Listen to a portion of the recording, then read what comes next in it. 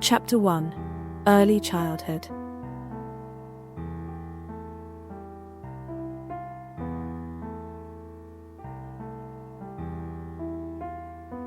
Springtime story of a little white flower, written by herself, and dedicated to the Reverend Mother Agnes of Jesus. It is to you, dear Mother, to you who are doubly my mother, that I come to confide the story of my soul. The day you asked me to do this, it seemed to me it would distract my heart by too much concentration on myself, but since then, Jesus has made me feel that in obeying simply, I would be pleasing him. Besides, I'm going to be doing only one thing. I shall begin to sing what I must sing eternally, the mercies of the Lord. I wondered for a long time why the Lord has preferences, why all souls don't receive an equal amount of graces. I was surprised when I saw him shower his extraordinary favours on saints who had offended him, for instance, St. Paul and St. Augustine, and whom he forced, so to speak, to accept his graces. When reading the lives of the saints, I was puzzled at seeing how our Lord was pleased to caress certain ones from the cradle to the grave, allowing no obstacle in their way when coming to him, helping them with such favours that they were unable to soil the immaculate beauty of their baptismal robe. I wondered why poor savages died in great numbers without even having heard the name of the Lord pronounced. And so it is in the world of souls, Jesus' garden. He willed to create great souls, comparable to lilies and roses, but he has created smaller ones, and these must be content to be daisies or violets, destined to give joy to the Lord's glances when he looks down at his feet. Perfection consists in doing his will, in being what he wills us to be. I understood too that our Lord's love is revealed as perfectly in the most simple soul who resists his grace in nothing, as in the most excellent soul. In fact, since the nature of love is to humble once more. If all souls resembled those of the holy doctors who illumined the church with the clarity of their teachings, it seems the Lord would not descend so low when coming to their heart. But he created the child who knows only how to make his feeble cries heard. He has created the poor savage who has nothing but the natural law to guide him. It is to their hearts that the Lord deigns to lower himself. These are the wild flowers whose simplicity attracts him. When coming down in this way, the Lord manifests his infinite grandeur. Just as the sun shines simultaneously on the tall cedars and on each little flower, as though it were alone on the earth, so our Lord is occupied particularly with each soul, as though there were no others like it. And just as in nature, all the seasons are arranged in such a way as to make the humblest daisy bloom on a set day, in the same way, everything works out for the good of each soul. It is with great happiness, then, that I come to sing the mercies of the Lord with you, dear Mother. It is for you alone I am writing the story of the little flower gathered by Jesus. I will talk freely, and without any worries, as to the numerous digressions I will make. A mother's heart understands her child, even when it can but stammer, and so I'm sure of being understood by you, who formed my heart, offering it up to Jesus. In the story of my soul, up until my entrance into Carmel, I distinguish 3 separate periods. The first is not the least fruitful in memories, in spite of its short duration. It extends from the dawn of my reason till our dear mother's departure for heaven. The Lord granted me the favour of opening my intelligence at an early age, and of imprinting childhood recollections so deeply on my memory that it seems the things I'm about to recount happened only yesterday. Jesus in his love willed, perhaps, that I know the matchless mother he had given me, but whom his hand hastened to crown in heaven. The Lord was pleased all through my life to surround me with love, and the first memories I have are stamped with smiles and the most tender caresses. It was love. But although he placed so much love near me, he also sent much love into my little heart, making it warm and affectionate. I loved Mama and Papa very much, and showed my tenderness for them in 1,000 ways, for I was very expressive. Little Therese asked me the other day if she would go to heaven. I told her yes, if she were good.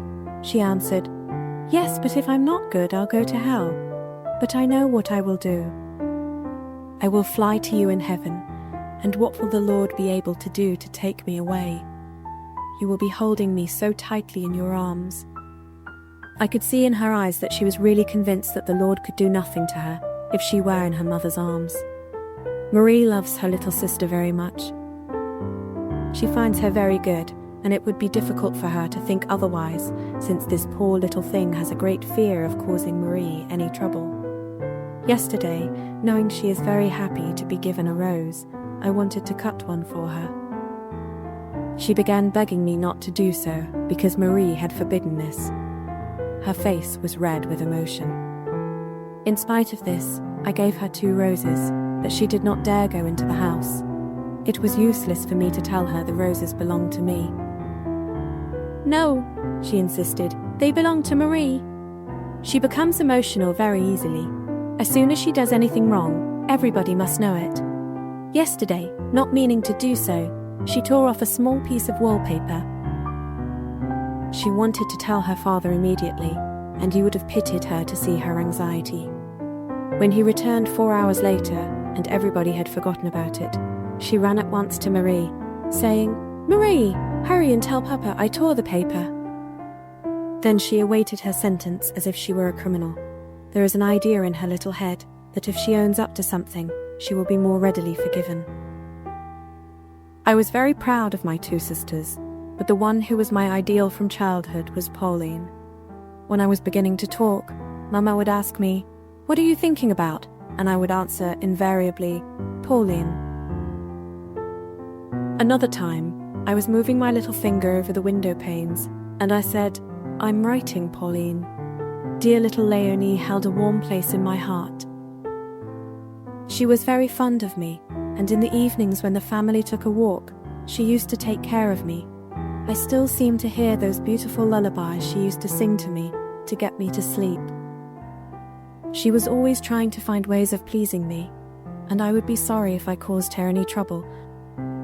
I remember very well her first communion, and especially the moment she picked me up in her arms and carried me into the rectory. 11. It seems so nice to be carried by a big sister, all in white like myself. In the evening, they put me to bed early, as I was too little to stay up for the banquet, but I can still see Papa coming at dessert time, carrying a piece of cake to his little queen. Here is a passage from one of Mama's letters, showing how good Céline was, and how I was just the opposite. "My little Céline is drawn to the practice of virtue. It's part of her nature. She is candid, and has a horror of evil. As for the little imp, one doesn't know how things will go.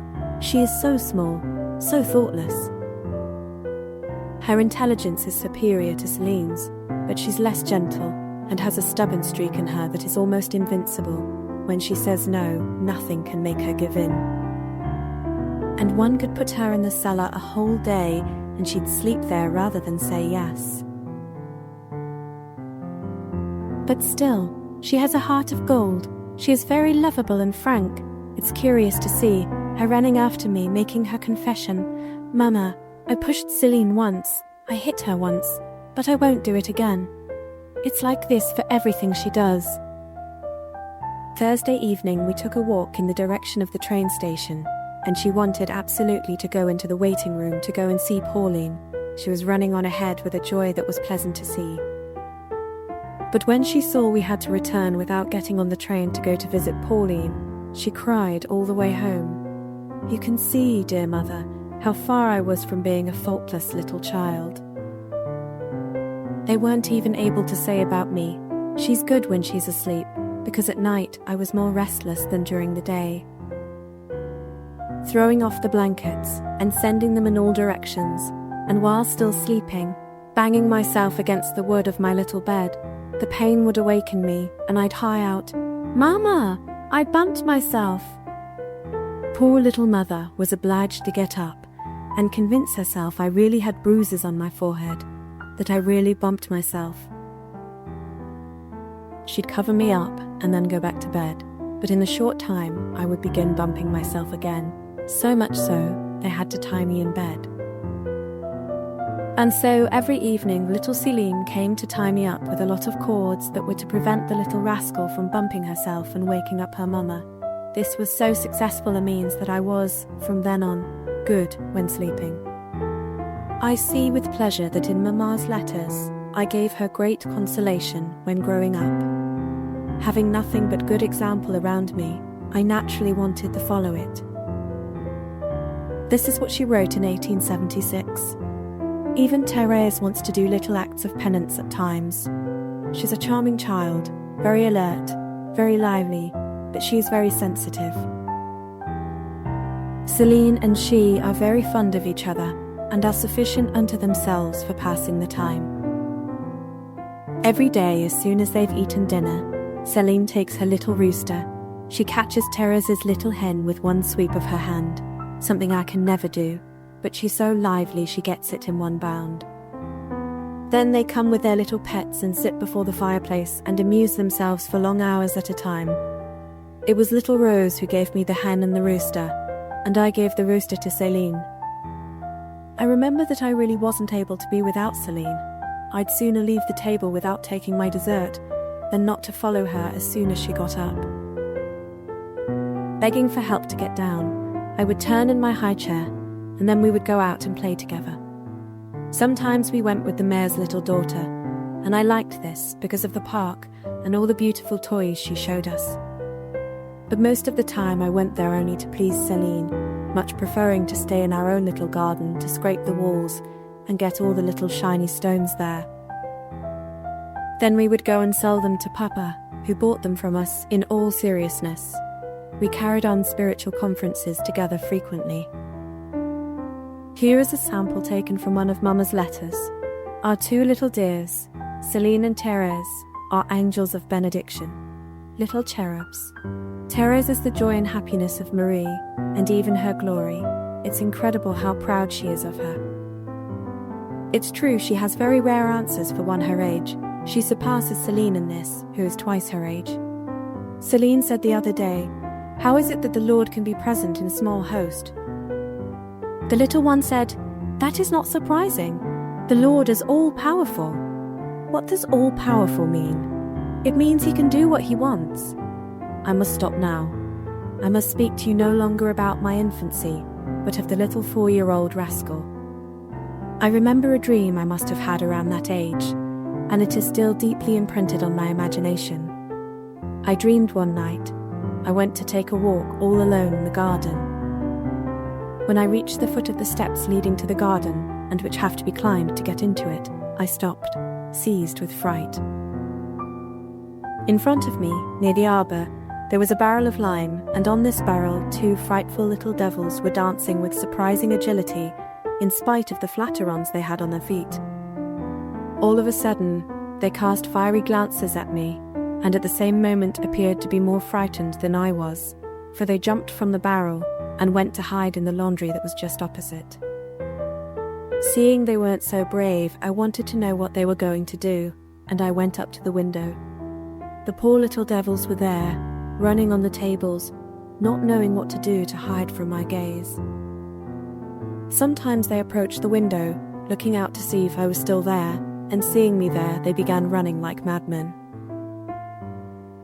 This dream, I suppose, has nothing extraordinary about it, and still, I believe the Lord permitted me to remember it, in order to prove to me that a soul in the state of grace has nothing to fear from demons who are cowards. Capable of fleeing before the gaze of a little child. How happy I really was at that age, dear mother. I had already begun to enjoy life. Virtue had its charming qualities for me, and I was, it seems to me, in the same dispositions then as I am now, enjoying a firm control over my actions. How quickly those sunny years passed by, those years of my childhood, but what a sweet imprint they have left on my soul. I recall the days Papa used to bring us to the pavilion. The smallest details are impressed in my heart. I recall especially the Sunday walks when Mama used to accompany us. I still feel the profound and poetic impressions that were born in my soul at the sight of fields enameled with cornflowers and all types of wild flowers. Already I was in love with the wide open space, and the gigantic fir trees, the branches sweeping down to the ground, left in my heart an impression similar to the one I experience still today at the sight of nature. We frequently met poor people on these long walks, and it was always little Therese who was put in charge of bringing them alms, which made her quite happy. Very often Papa, finding the walk too long for his little queen, brought her back to the house before the others, which displeased her very much. And to console her, Céline filled her pretty little basket with daisies and gave them to her when she got back. But alas, grandmother found her granddaughter had too many, so she took a large part of them for her statue of the Blessed Virgin. This didn't please little Therese, but she kept from saying anything, having got into the habit of not complaining ever, even when they took what belonged to her, or when she was accused unjustly. She preferred to be silent and not excuse herself. There was no merit here but natural virtue. What a shame that this good inspiration has vanished. Oh. Everything truly smiled upon me on this earth.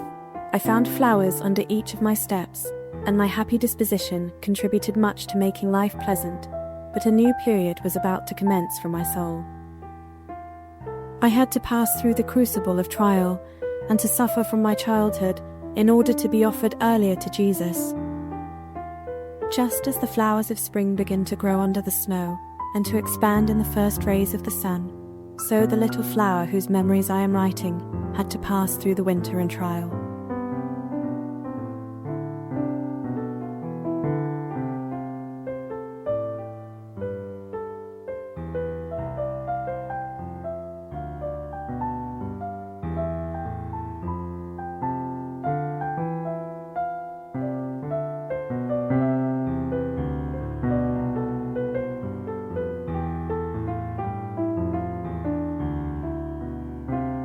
Chapter 2. Les Buissonnets.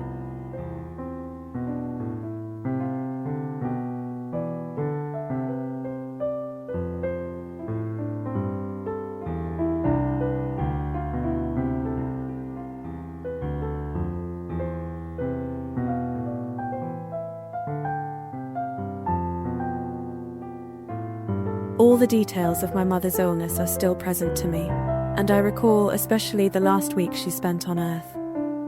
Céline and I were like two poor little exiles, for every morning Madame Flore, Larisha came to get us and brought us to her home, where we spent the day. One morning we didn't have time to say our prayers, and during the trip Céline whispered, "Should we tell her we didn't say our prayers?" "Oh, yes," I answered.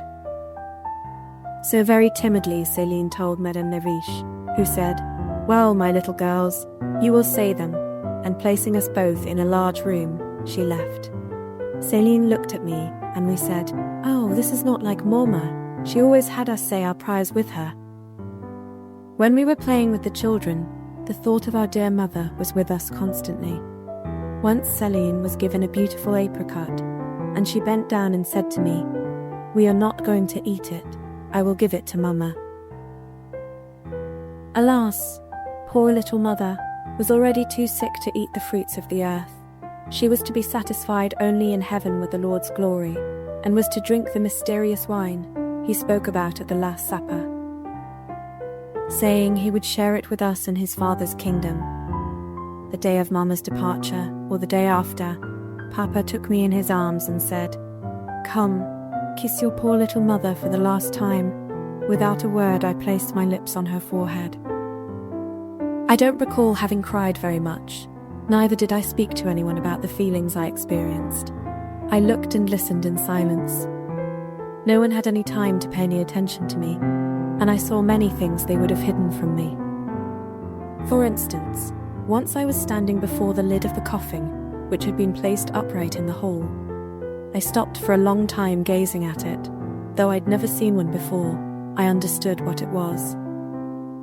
I was so little that in spite of Mama's small stature, I had to raise my head to take in its full height. It appeared large and dismal. The day the church blessed the mortal remains of our dear mother, now in heaven, the Lord willed to give me another mother on earth. He willed also that I choose her freely. All 5 of us were gathered together, looking at each other sadly. Louise was there too, and seeing Celine and me, she said, "Poor little things, you have no mother anymore." Celine threw her arms around Marie, saying, "Well, you will be my mama." Accustomed to following Celine's example, I turned instead to you, mother, and as though the future had torn aside its veil, I threw myself into your arms, crying, "Well, as for me, it's Pauline who will be my mama." I must admit, mother, my happy disposition completely changed after Mamma's death. I, once so full of life, became timid and retiring, sensitive to an excessive degree. One look was enough to reduce me to tears, and the only way I was content was to be left alone completely. I could not bear the company of strangers, and found my joy only within the intimacy of the family. I experienced no regret whatsoever at leaving Alençon. Children are fond of change, and it was with pleasure that I came to Lisieux. I recall the trip, our arrival at Aunt's home, and I can still picture Jeanne and Marie waiting for us at the door. I was very fortunate in having such nice little cousins. I loved them very much, as also Aunt, and especially Uncle. However, he frightened me, and I wasn't as much at ease in his home as I was at Les Buissonnets, for there my life was truly happy. In the morning you used to come to me and ask me if I had raised my heart to the Lord, and then you dressed me.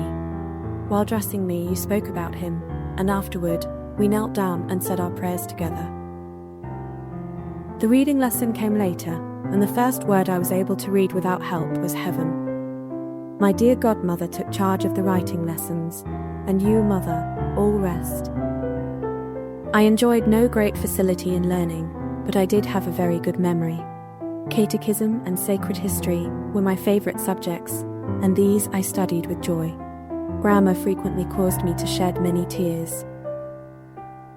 You no doubt recall the trouble I had with the masculine and feminine genders. I loved cultivating my little flowers in the garden Papa gave me. I amused myself too, by setting up little altars in a niche in the middle of the wall. When I completed my work, I ran to Papa and dragged him over, telling him to close his eyes and not open them till I told him. He did all I asked him to do, and allowed himself to be led in front of my little garden. Then I'd cry out, "Papa, open your eyes." He would open them and then go into an ecstasy to please me, admiring what I believed was really a masterpiece. I would never come to an end if I really wanted to portray 1,000 little actions like this which crowd into my memory. How could I possibly express the tenderness which Papa showered upon his little queen? There are things the heart feels but which the tongue, and even the mind, cannot express. The afternoon sped by quickly, and soon we had to return to Les Buissonnets. Before leaving, I would take the lunch I had brought in my little basket.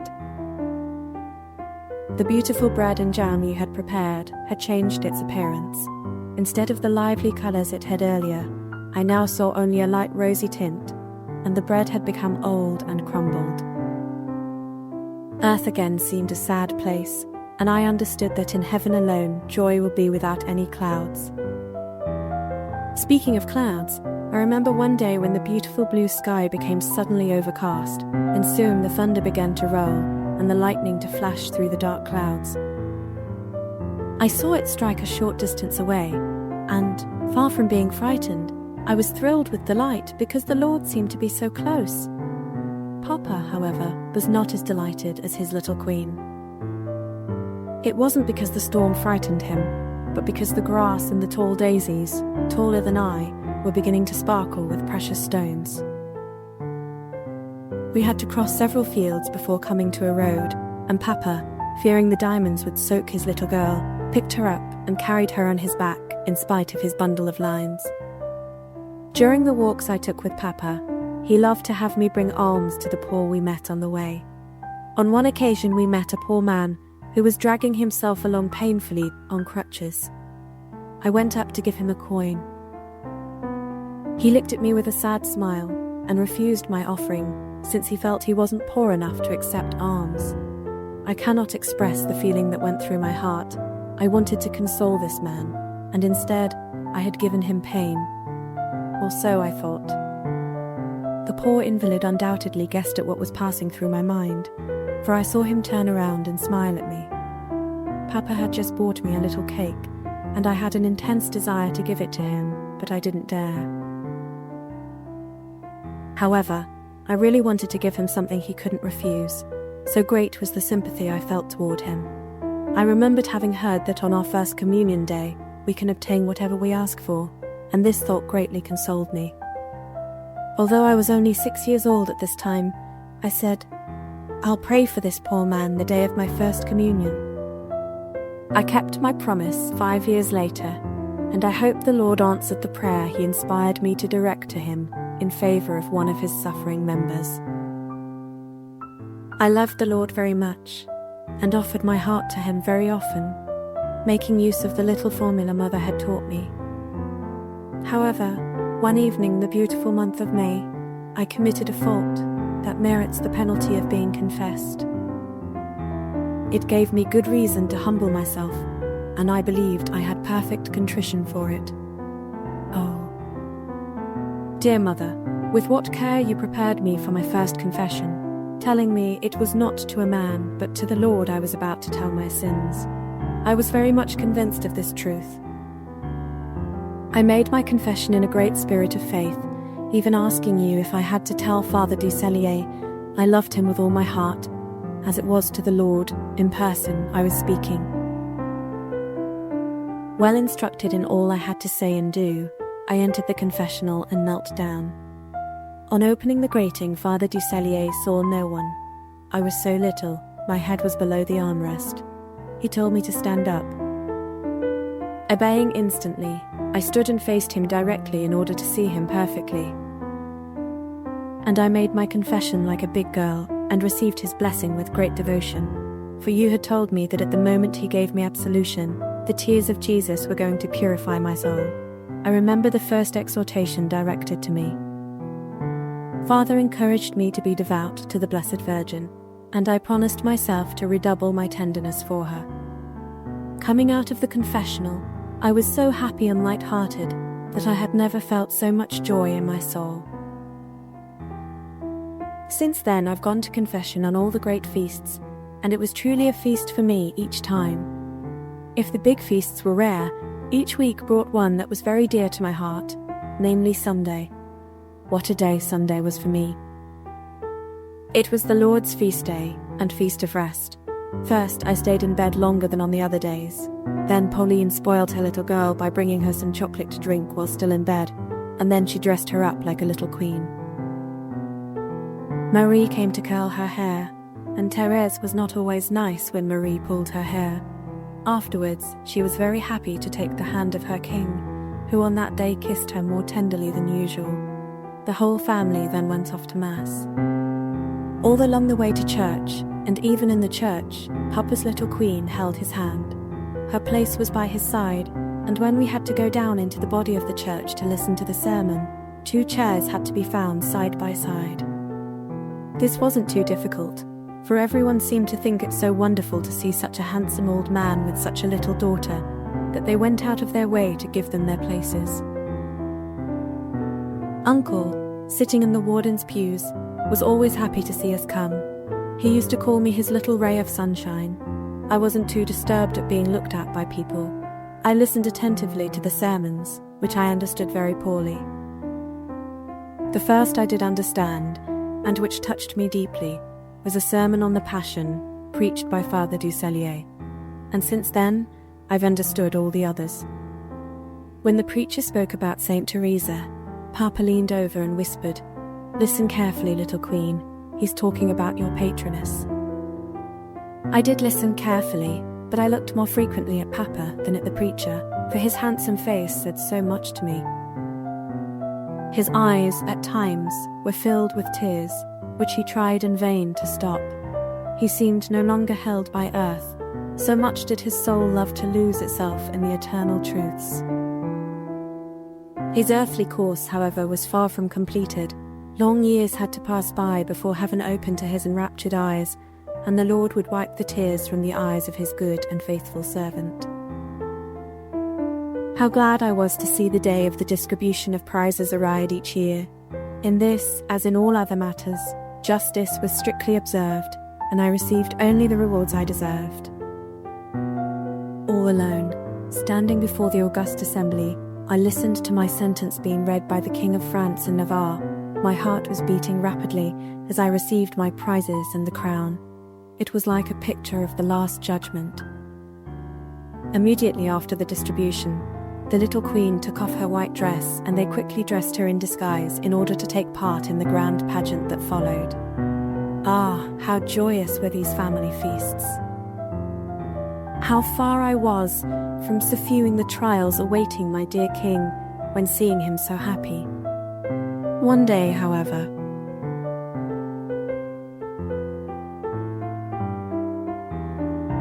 the Lord showed me in a truly extraordinary vision the living image of the trial he was pleased to prepare for us in advance. For it is from the midst of this ineffable glory where he reigns in heaven that our dear Father obtained for us the grace to win. Understand the vision his little queen had at an age when illusions are not to be feared. It is from the midst of glory he obtained this sweet consolation of understanding that the Lord, 10 years before our great trial, was already showing it to us.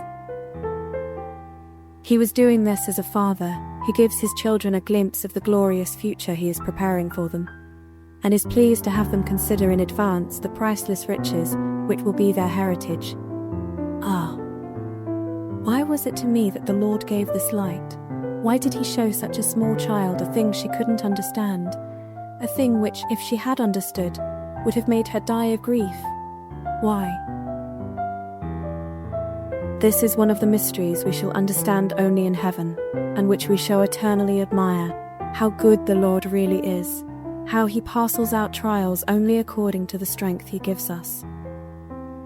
Never, as I've said already, would I have been able to bear even the thought of the bitter pains the future held in store for me. I wasn't even able to think of Potter dying without trembling.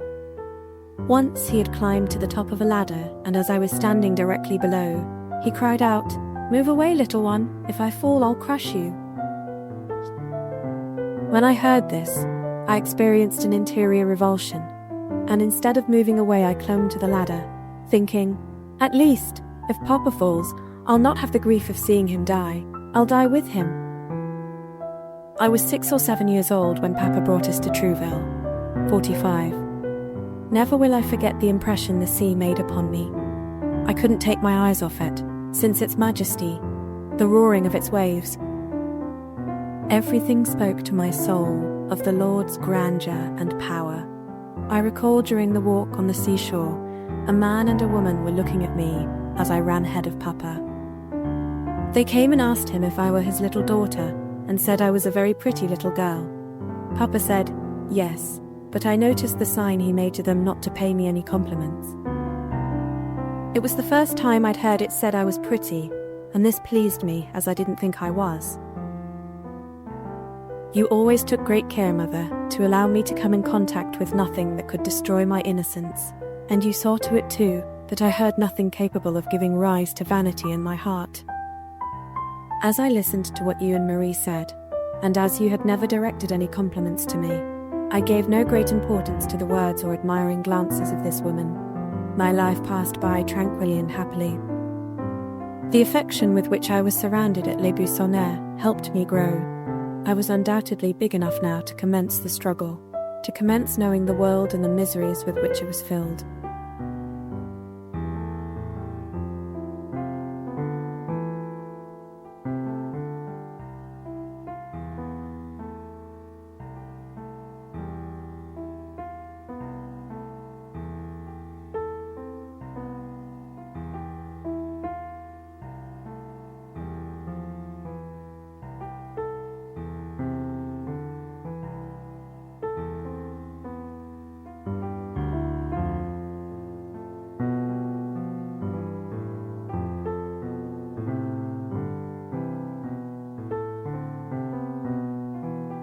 Chapter 3: The Distressing Years.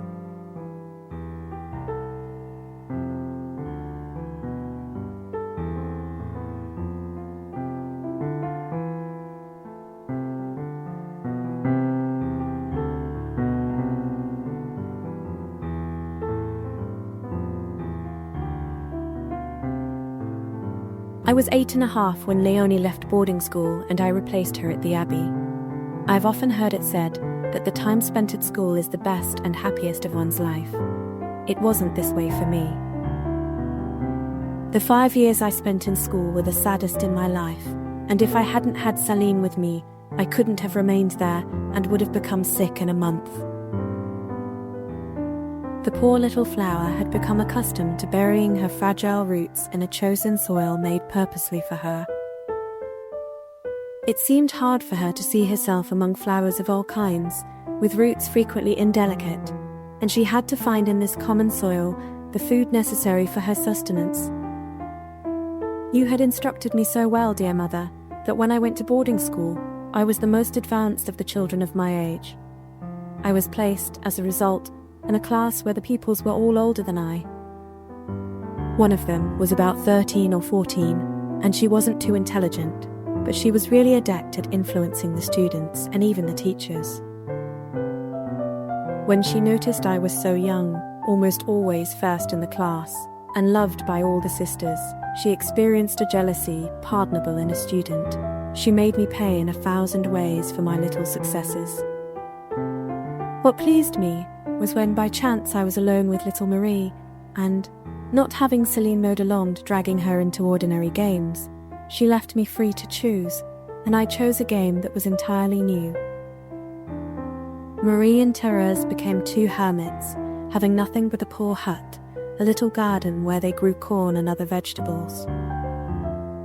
Their life was spent in continual contemplation. In other words, one hermit replaced the other at prayer, while she was occupied in the active life. Everything was done with such mutual understanding, silence, and so religiously that it was just perfect. When Aunt came to fetch us to go for our walk, we continued the game even on the street. The 2 hermits recited the rosary together, using their fingers in order to screen their devotion from the inquisitive public. However, one day the younger hermit forgot herself completely, having received a piece of cake for lunch. She made a big sign of the cross over it before eating it, causing people to laugh. I have said nothing of my close relationship with Céline, and if I had to recount everything, I would never come to an end. At Lisieux the roles had changed, for Céline had become a naughty little rascal, and Therese was no longer anything but a sweet little girl, much given to crying. This did not prevent Céline and Therese from loving each other more and more, but at times there were little arguments. These were not of a serious nature, and basically they were both of the same mind. I can truly say that never did my little sister cause me any trouble, but was always a ray of sunshine for me, giving me much joy and consolation. Who can say with what intrepidity she defended me at the Abbey when I was accused of something? She took such a good care of my health that I was wearied with her at times. What never wearied me, though, was to see her at play. She arranged our group of little dolls and conducted class like a truly clever teacher. She took care that her girls were always good, while mine were often put out of class because of bad behavior. She used to tell me all the new things she had just learned in class, which amused me very much.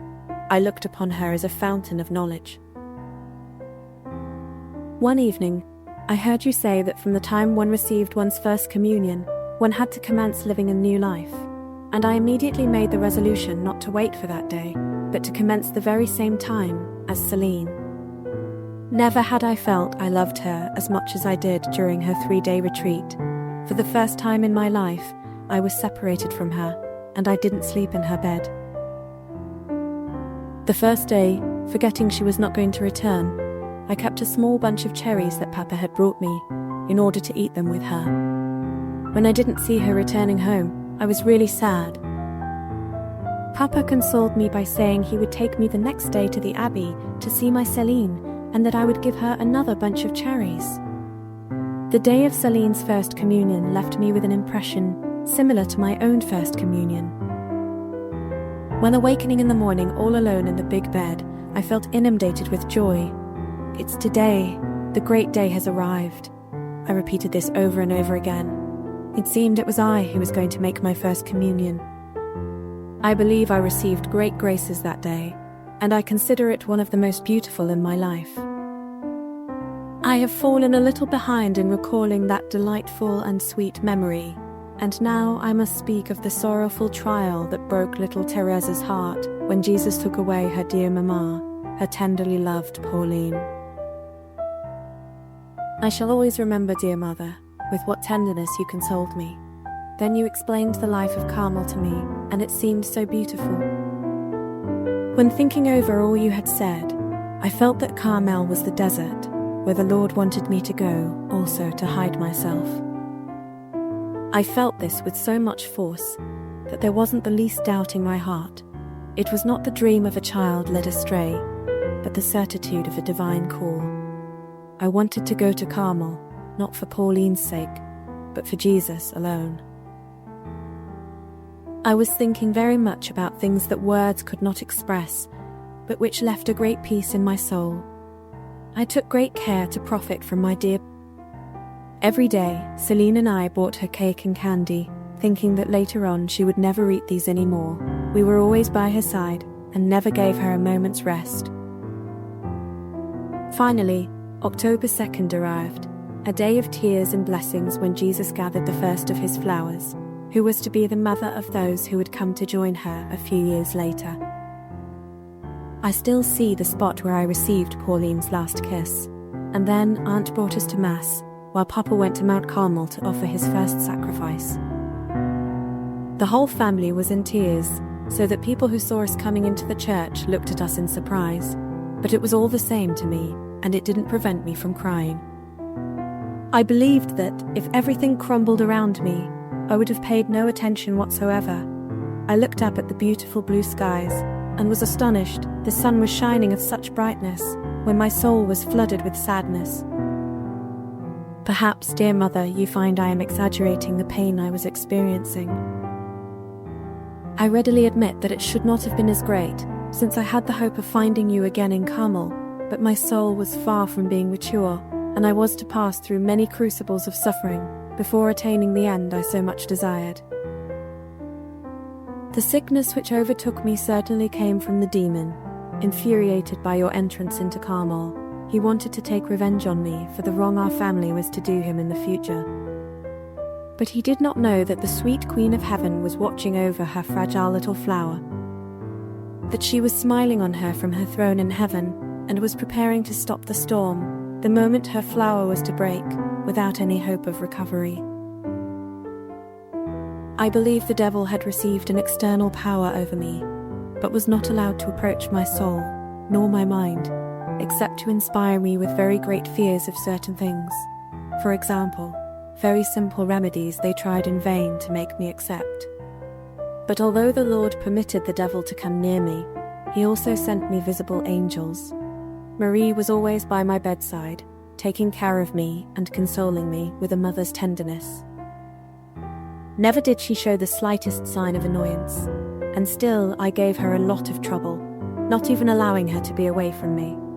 She had to go and eat her meals with Papa, but I never stopped calling her all the time she was away. Victoire, who was taking care of me, was at times obliged to go and get my dear Mamma, as I was calling her. When Marie wanted to go out, it had to be either to attend Mass or to go to see Pauline, and then I said nothing. Uncle and Aunt were very good to me. Dear little Aunt came every day to visit me and brought 1,000 goodies. Other friends of the family came to visit me also, but I begged Marie to tell them I wanted no visits. It displeased me to see people seated around my bed like a row of onions, looking at me as though I were a strange beast. The only visit I liked was that of Uncle and Aunt. Leonie was also very kind to me. She tried to amuse me as well as she could. I sometimes caused her some pain, as she was easily able to see that Marie could be replaced by no one. And dear Céline, What did she not do for her, Therese? On Sundays, instead of going out for a walk, she would close herself in for hours to be with a poor little girl who was like an idiot. Really, it took love for anyone not to fly far from me. Ah, my dear little sisters, how I made all of you suffer. No one ever caused you as much trouble as I, and no one ever received as much love as you bestowed on me. Happily, I shall have heaven to avenge myself, for my spouse is very rich, and I shall draw from his treasures of love to repay you 100-fold for all you suffered on my account. My greatest consolation when I was sick was to receive a letter from Pauline. I read and reread it until I knew it by heart. Once, dear mother, you sent me an hourglass and one of my dolls dressed as a Carmelite. It was impossible for me to express my joy. Uncle wasn't too happy and said that instead of making me think of Carmel, it would be better to remove it from my mind. I am quite convinced, on the contrary, that the thought of one day becoming a Carmelite made me live. As I said, Marie had guessed that the Blessed Virgin had given me some hidden grace. When I was alone with her, and she asked me what I had seen, I was unable to resist her very tender and pressing questions. Astonished at seeing my secret discovered without my having revealed it, I confided it entirely to my dear Marie. Alas! Just as I had felt, my happiness was going to disappear and change into bitterness. The memory of the ineffable grace I had received was a real spiritual trial for me for the next 4 years, and I was not to find my happiness again until I was kneeling at the feet of Our Lady of Victories. At this time, my happiness was restored to me in all its fullness. I shall talk later on about this second grace of the Blessed Virgin. At present, I shall explain, my dear mother, how my joy was changed into sadness. Marie, after having heard the simple and sincere recital of my grace, asked me for permission to tell it at Carmel, and I could not say no. On my first visit to this dear Carmel, I was filled with joy when seeing my Pauline with the habit of the Blessed Virgin. It was a sweet moment for both of us. There were so many things to say that I couldn't say anything at all. My heart was too full. Good Mother Marie de Gonzague was there also, giving me 1,000 signs of affection. I saw the other sisters, and in their presence I was questioned about the grace I had received. They asked me if the Blessed Virgin was carrying the child Jesus, or if there was much light, etc. All these questions troubled me and caused me much pain, and I was able to say only one thing. The Blessed Virgin had appeared very beautiful, and I had seen her smile at me. It was her countenance alone that had struck me, and seeing that the Carmelites had imagined something else entirely, my spiritual trials beginning already with regard to my sickness, I thought I had lied. Without any doubt, if I had kept my secret, I would also have kept my happiness, but the Blessed Virgin permitted this torment for my soul's good, as perhaps without it, I would have had some thought of vanity, whereas humiliation becoming my lot. I was unable to look upon myself without a feeling of profound horror. What I suffered, I shall not be able to say, except in heaven.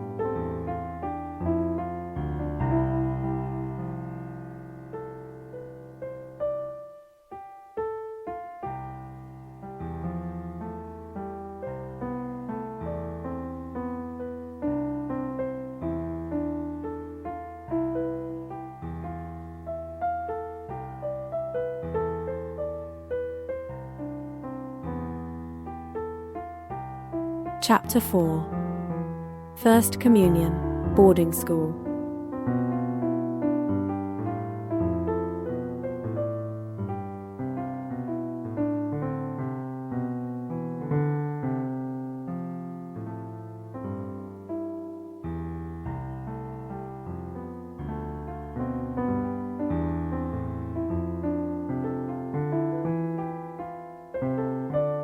I forgot several details of my childhood before your entrance into Carmel. For instance, I haven't spoken about my love for pictures and reading. And still, dear mother, I owe to the beautiful pictures you gave me as rewards, one of the sweetest joys and strongest impressions that aided me in the practice of virtue. I was forgetting to say anything about the hours I spent looking at them. The little flower of the divine prisoner, for example, said so many things to me that I became deeply recollected. Seeing that the name of Pauline was written under the little flower, I wanted Therese's name to be written there also, and I offered myself to Jesus as his little flower. I wasn't too good at playing games, but I did love reading very much and would have spent my life at it. I had human angels, fortunately for me, to guide me in the choice of the books which, while being entertaining, nourished both my heart and my mind. And I was not to go beyond a certain time in my reading, which was the cause of great sacrifices to me, as I had to interrupt my reading very often at the most enticing passage. This attraction for reading lasted until my entrance into Carmel.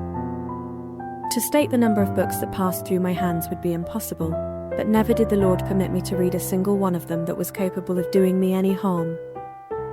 It is true that in reading certain tales of chivalry, I didn't always understand the realities of life, but soon the Lord made me feel that true glory is that which will last eternally, and to reach it, it isn't necessary to perform striking works, but to hide oneself and practice virtue in such a way that the left hand knows not what the right is doing. Now I must take up my story where I left off. 3 months after my cure, Papa took us to Alençon. This was the first time I had gone back. My joy was very great when seeing the places where I had spent my childhood days, and especially when I was able to pray at Mamma's grave and ask her to protect me always. The Lord gave me the grace of knowing the world just enough to despise it and separate myself from it. I can say it was during my stay at Alençon that I made my first entrance into the world. Everything was joy and happiness around me. I was entertained, coddled, and admired. In a word, my life during those 2 weeks was strewn only with flowers. I must admit this type of life had its charms for me. Wisdom is right in saying, the bewitching of vanity overturns the innocent mind. At the age of 10, the heart allows itself to be easily dazzled, and I consider it a great grace not to have remained at Alençon. The friends we had there were too worldly. They knew too well how to ally the joys of this earth to the service of the Lord. They didn't think about death enough, and yet death had paid its visit to a great number of those whom I knew, the young, the rich, the happy.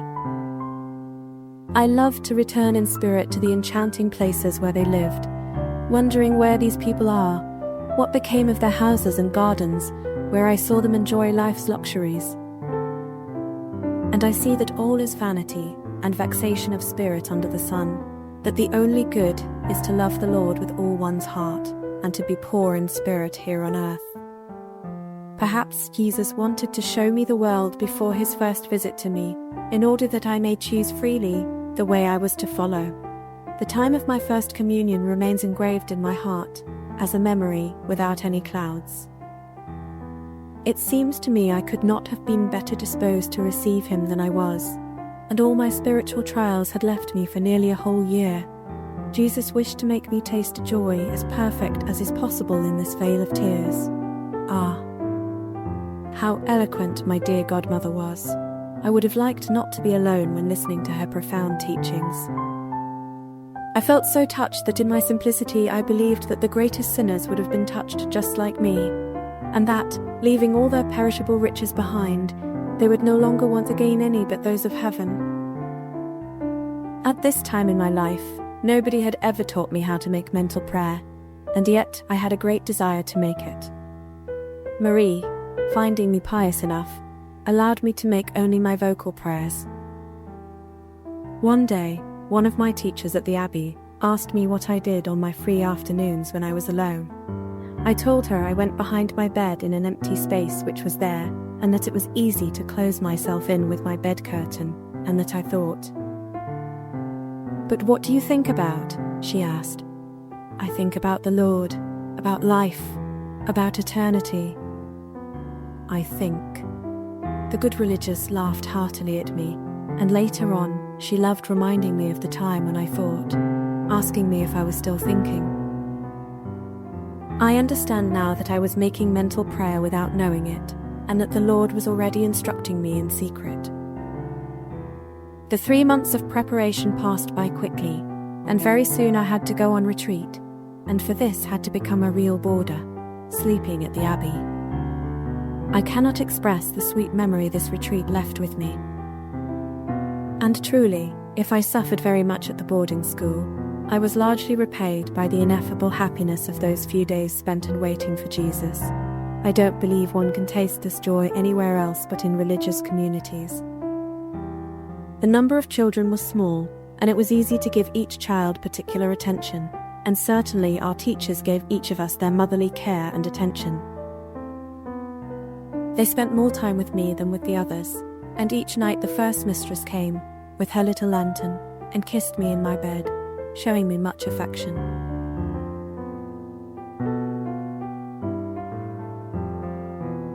One night, touched by her kindness, I told her I was going to confide a secret to her, and drawing out my precious little book that was under my pillow, I showed it to her, my eyes bright with joy. In the morning, I found it very nice to see all the students getting up so early, and doing the same as they, but I was not yet accustomed to taking care of myself. Marie was not there to comb and curl my hair, and so I was obliged to go and timidly offer my comb to the mistress in charge of the dressing rooms. She laughed at seeing a big girl of 11 not knowing how to take care of herself, and still she combed my hair, but not as gently as Marie. I didn't dare cry, which happened every day under the gentle hand of Godmother. During my retreat, I became aware that I was really a child who was fondled and cared for like few other children on earth, especially among those deprived of their mothers. Marie and Leonie came each day to see me, along with Papa, who brought me all sorts of pastries. In this way, I didn't suffer the privation of being far from the family, and so nothing came to darken the beautiful heaven of my retreat. I listened with great attention to the instructions Father Domin was giving us, even writing up a summary of them.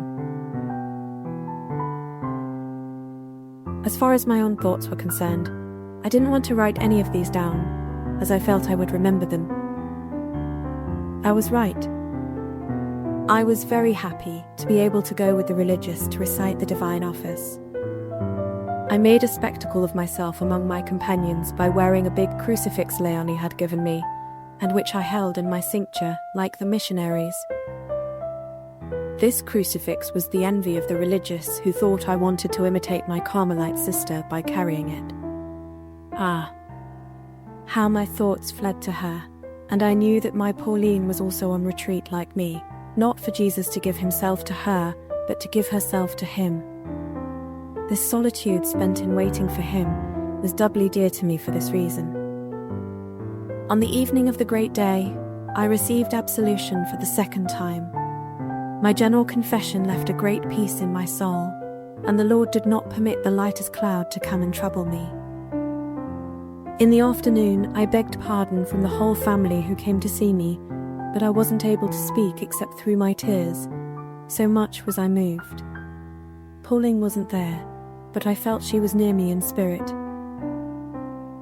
She had sent me a beautiful holy picture through Marie, and I never grew tired of admiring it or showing it to others to admire. I had written Father Pichon to recommend myself to his prayers, and to tell him that soon I would be a Carmelite, and he would be my director. This is what happened 4 years later, since it was to him I opened my soul. Marie gave me a letter from him, and my happiness was complete. All these good things came to me together. What pleased me very much in his letter was this sentence: "Tomorrow I will ascend the altar to say Mass for you and your Pauline." Pauline and Therese were becoming more and more united on May 8th, since Jesus seemed to be joining them together and flooding them with his graces. the beautiful day of days finally arrived. The smallest details of that heavenly day have left unspeakable memories in my soul. The joyous awakening at dawn, the respectful embraces of the teachers and our older companions. The large room filled with snow-white dresses in which each child was to be clothed in her turn. Above all, the procession into the chapel and the singing of the morning hymn, O Altar of the Lord, where the angels are hovering. Ah, how sweet was that first kiss of Jesus. It was a kiss of love. I felt that I was loved, and I said, I love you, and I give myself to you forever. There were no demands made, no struggles, no sacrifices. For a long time now, Jesus and poor little Therese looked at and understood each other. That day, it was no longer simply a look, it was a fusion. They were no longer two. Therese had vanished as a drop of water is lost in the immensity of the ocean. Jesus alone remained. He was the master, the king. Had not Therese asked him to take away her liberty, for her liberty frightened her. She felt so feeble and fragile that she wanted to be united forever to the divine strength. Her joy was too great, too deep for her to contain, and tears of consolation soon flowed, to the great consternation of her companions. They asked one another, why was she crying? Was there something bothering her? And no, it was because her mother was not there, or her sister whom she loved so much, her sister the Carmelite. They did not understand that all the joy of heaven having entered my heart, this exiled heart was unable to bear it without shedding tears. Oh, no, the absence of Mama didn't cause me any sorrow on the day of my first communion. Wasn't heaven itself in my soul, and hadn't Mama taken her place there a long time ago? Thus, in receiving Jesus' visit, I received also Mama's. She blessed me and rejoiced at my happiness. The day after my communion, the words of Marie came to my mind. I felt born within my heart a great desire to suffer, and at the same time, the interior assurance that Jesus reserved a great number of crosses for me. I felt myself flooded with consolation so great that I look upon them as one of the greatest graces of my life. Suffering became my attraction. It had charms about it which ravished me without my understanding them very well. Up until this time, I had suffered without loving suffering, but since this day I felt a real love for it. I also felt the desire of loving only the Lord, of finding my joy only in Him. Often during my communions, I repeated these words of the Imitation, O Jesus, unspeakable sweetness, change all the consolations of this earth into bitterness for me. This prayer fell from my lips without effort, without constraint. It seemed I repeated it not with my will, but like a child who repeats the words a person he loves has inspired in him. Later I will tell you, dear mother, how Jesus was pleased to realize my desire, and how he was always my ineffable sweetness. Were I to speak of this right now, I would be anticipating the time of my life as a young girl, and there are many details about my life as a child that I have to give you. When Marie entered Carmel, I was still very scrupulous. No longer able to confide in her, I turned toward heaven. I addressed myself to the 4 angels who had preceded me there, for I thought that these innocent souls, having never known troubles or fear, would have pity on their poor little sister who was suffering on earth. I spoke to them with the simplicity of a child, pointing out that being the youngest of the family, I was always the most loved, the most covered with my sister's tender cares, that if they had remained on earth, they too would have given me proofs of their affection. Their departure for heaven did not appear to me as a reason for forgetting me. On the contrary, finding themselves in a position to draw from the divine treasures, they had to take peace for me from these treasures, and thus show me that in heaven they still knew how to love. The answer was not long in coming, for soon peace came to inundate my soul with its delightful waves, and I knew then that if I was loved on earth, I was also loved in heaven, Since that moment, my devotion for my little brothers and sisters has grown, and I love to hold dialogues with them frequently, to speak with them about the sadness of our exile, about my desire to join them soon in the fatherland.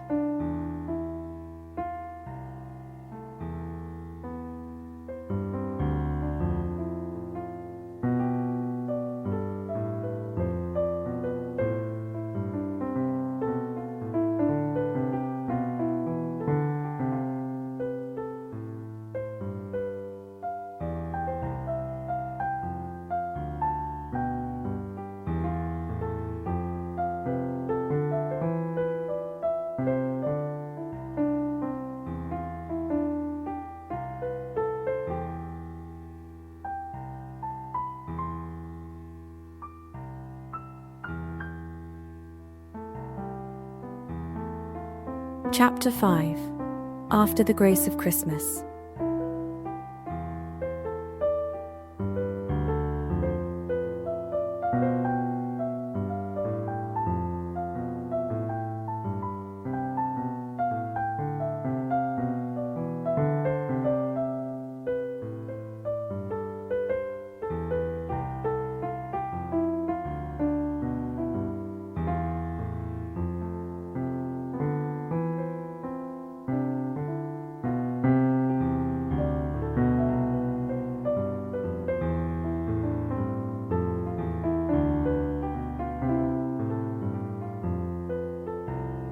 Although the Lord showered his graces upon me, it wasn't because I merited them, because I was still very imperfect.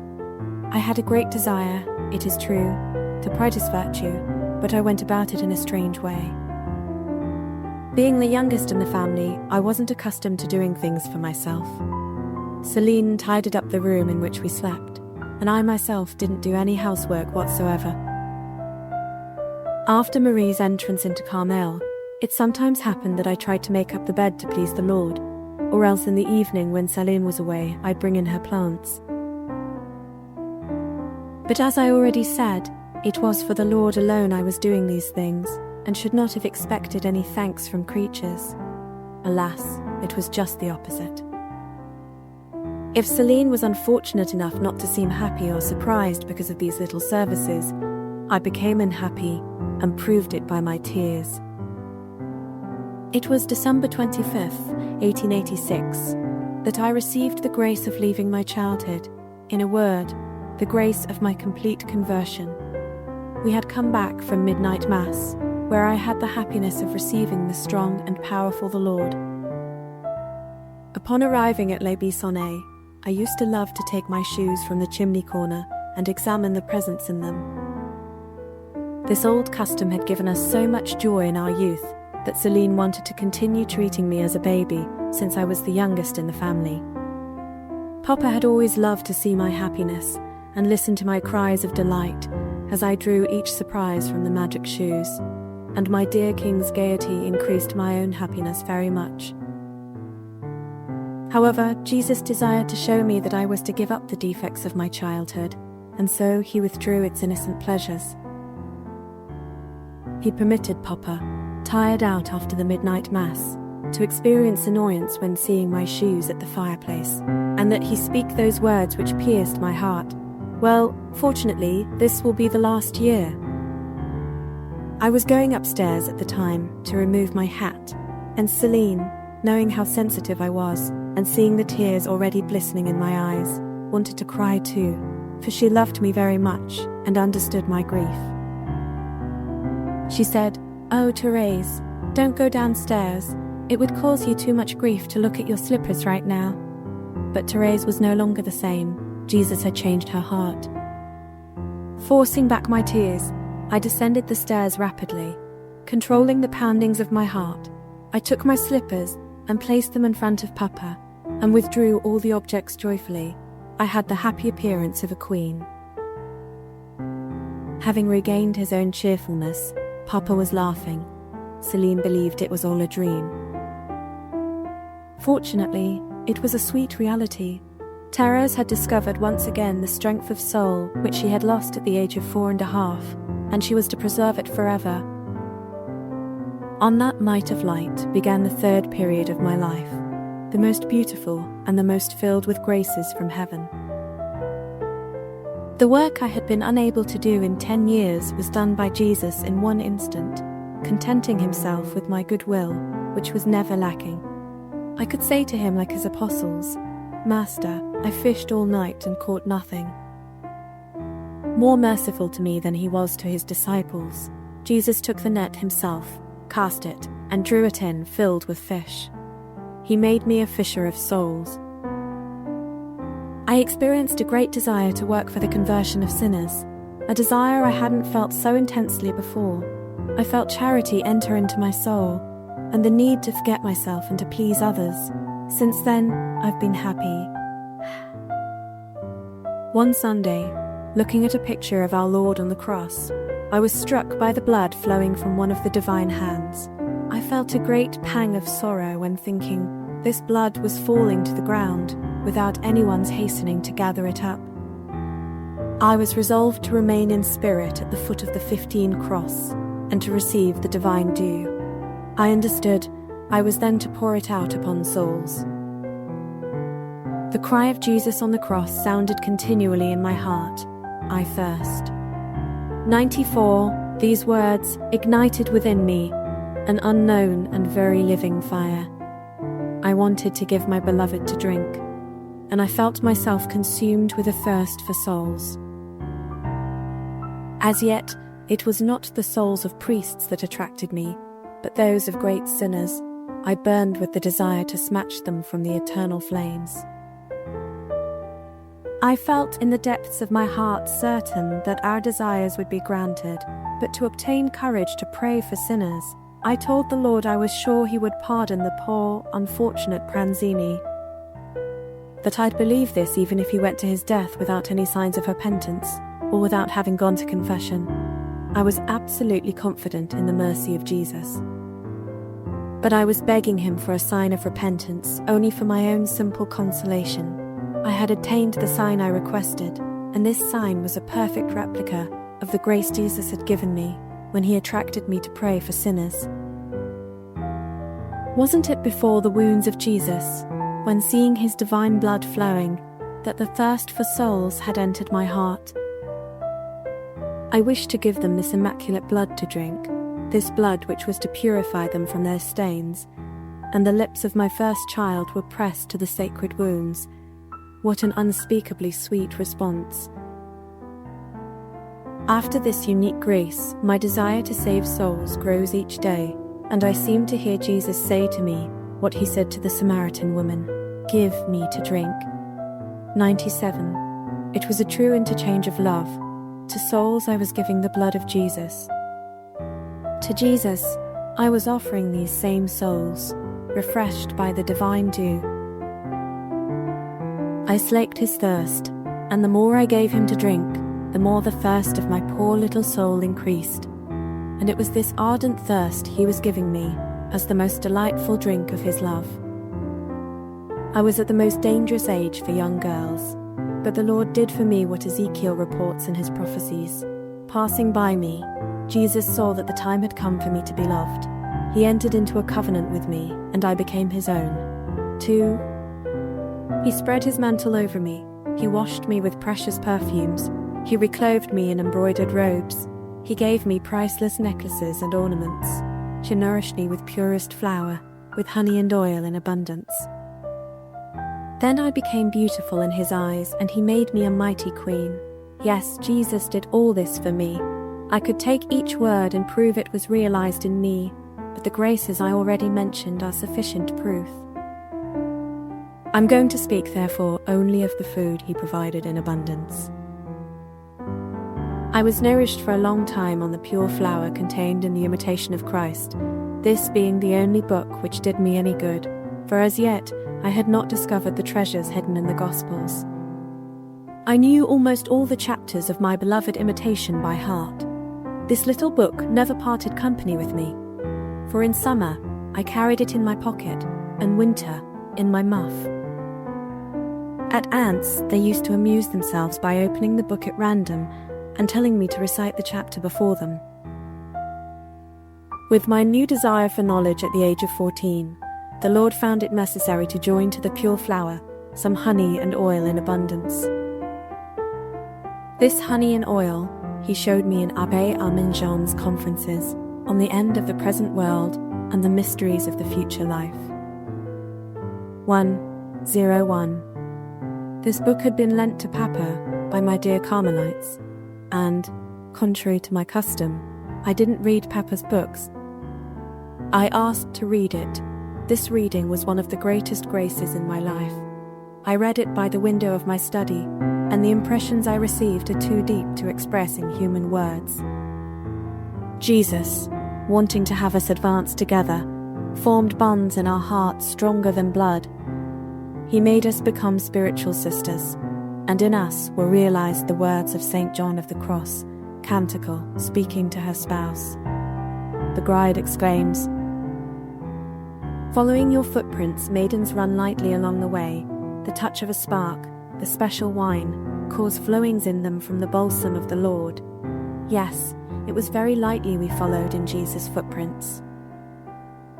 The sparks of love he sowed so generously in our souls, and the delicious and strong wine he gave us to drink, made all passing things disappear before our eyes, and from our lips came aspirations of love inspired only by him. How sweet were the conversations we held each evening in the Belvedere. With enraptured gaze we beheld the white moon rising quietly behind the tall trees, the silvery rays it was casting upon sleeping nature, the bright stars twinkling in the deep skies. The light breath of the evening breeze making the snowy clouds float easily along, all this raised our souls to heaven, that beautiful heaven whose obverse side alone we are able to contemplate. I found only one soul to encourage me in my vocation, that of my dear mother. My heart found a faithful echo in hers, and without her, perhaps, I would not have reached the blessed shore which received her 5 years before, on its soil permeated with the heavenly dew. Yes, I was separated from you for 5 years, dear mother, and I believed I'd lost you forever. At the moment of trial, your hand pointed out the way I should follow. I needed this help, for my visits to Carmel had become more and more painful, and I was unable to speak of my desire to enter without feeling opposed. Marie, thinking I was too young, did everything possible to prevent my entering, and you, dear mother, to prove me, sometimes tried to slacken my ardor. If I hadn't had a vocation, I would have been stopped from the beginning. So many obstacles did I receive when trying to answer Jesus' call. I didn't want to speak to Celine about my desire to enter so young, and this caused me much suffering, for it was difficult for me to hide anything from her. Hardly had we the time to taste this ideal of happiness, when it was necessary to turn away from it freely, and my dear Celine did not rebel for one instant. And still, it wasn't she whom Jesus was calling first, and she could have complained, for having the same vocation as I, it was her right to leave first. But, as in the time of the martyrs, those who remained in prison joyfully gave the kiss of peace to their brothers who were leaving first for combat in the arena, consoling themselves with the thought that perhaps they were reserved for even greater combats. Thus Celine allowed her Therese to leave, and she stayed for the glorious and bloody struggle to which Jesus had destined her as the privileged one of his love. Celine became, then, the confidant of my struggles and sufferings, taking the same part as though it were a question of her own vocation. From her, I had no fear of opposition. I didn't know what steps to take to announce it to Papa. How should I speak to him about parting from his queen, he who'd just sacrificed his 3 eldest? Ah, what interior struggles I went through before feeling courageous enough to speak. However, I had to decide. After all, I was going to be 14 and a half, and 6 months separated us from the beautiful night of Christmas, the day I was determined to enter, at the very hour I'd received my grace the year before.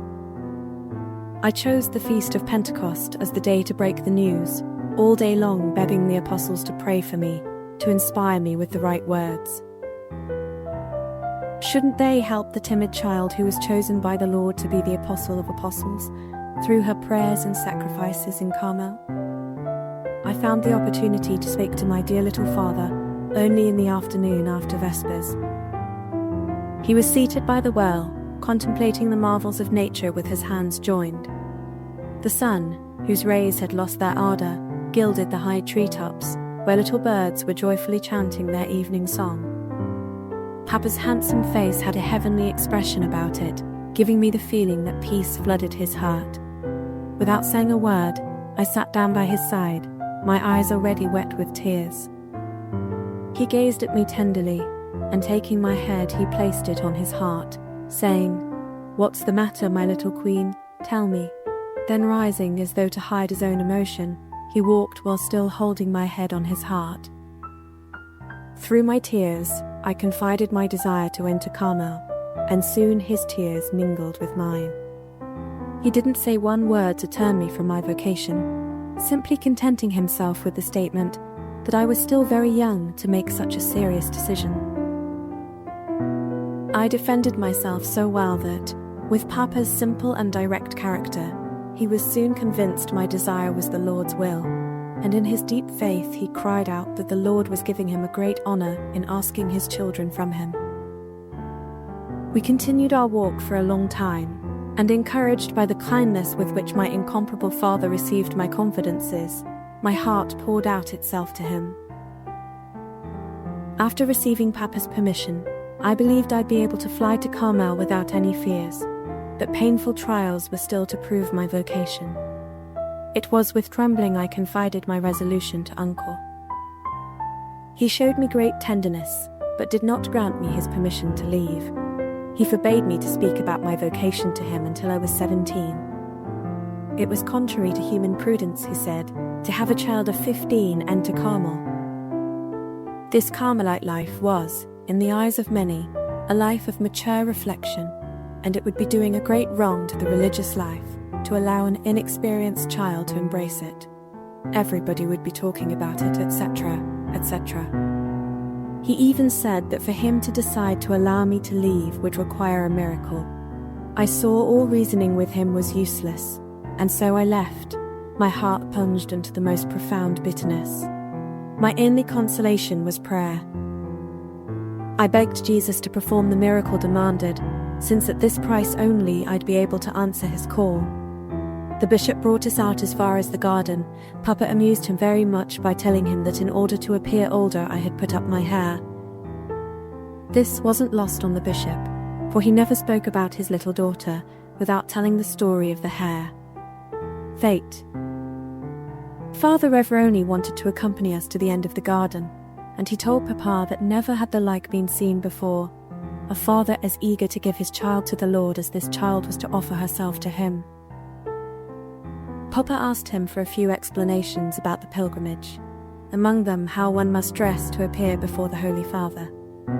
I still can see him turning around in front of Father Reveroni saying, "Am I good enough as I am?" He had told the bishop that if he didn't allow me to enter Carmel, I was going to ask the sovereign pontiff.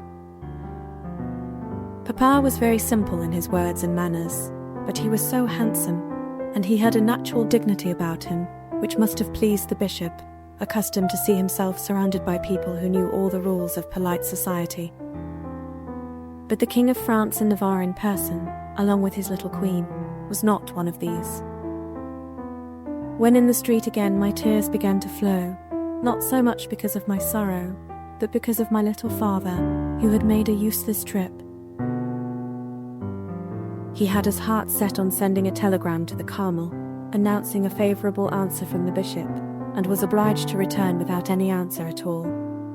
Ah, how painful it was. It seemed my future was ruined forever. The more I approached the goal, the more I saw my affairs all mixed up. My soul was plunged into bitterness, but into peace too, for I was seeking the Lord's will.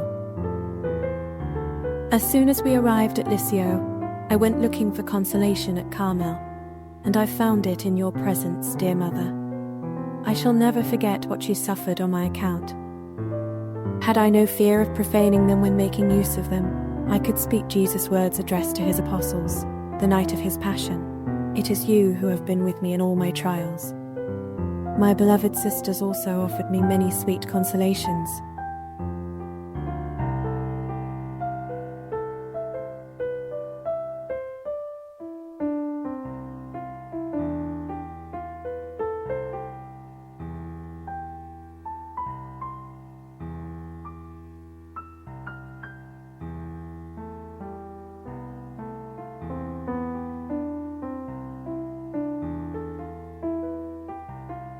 Chapter 6. The Trip to Rome.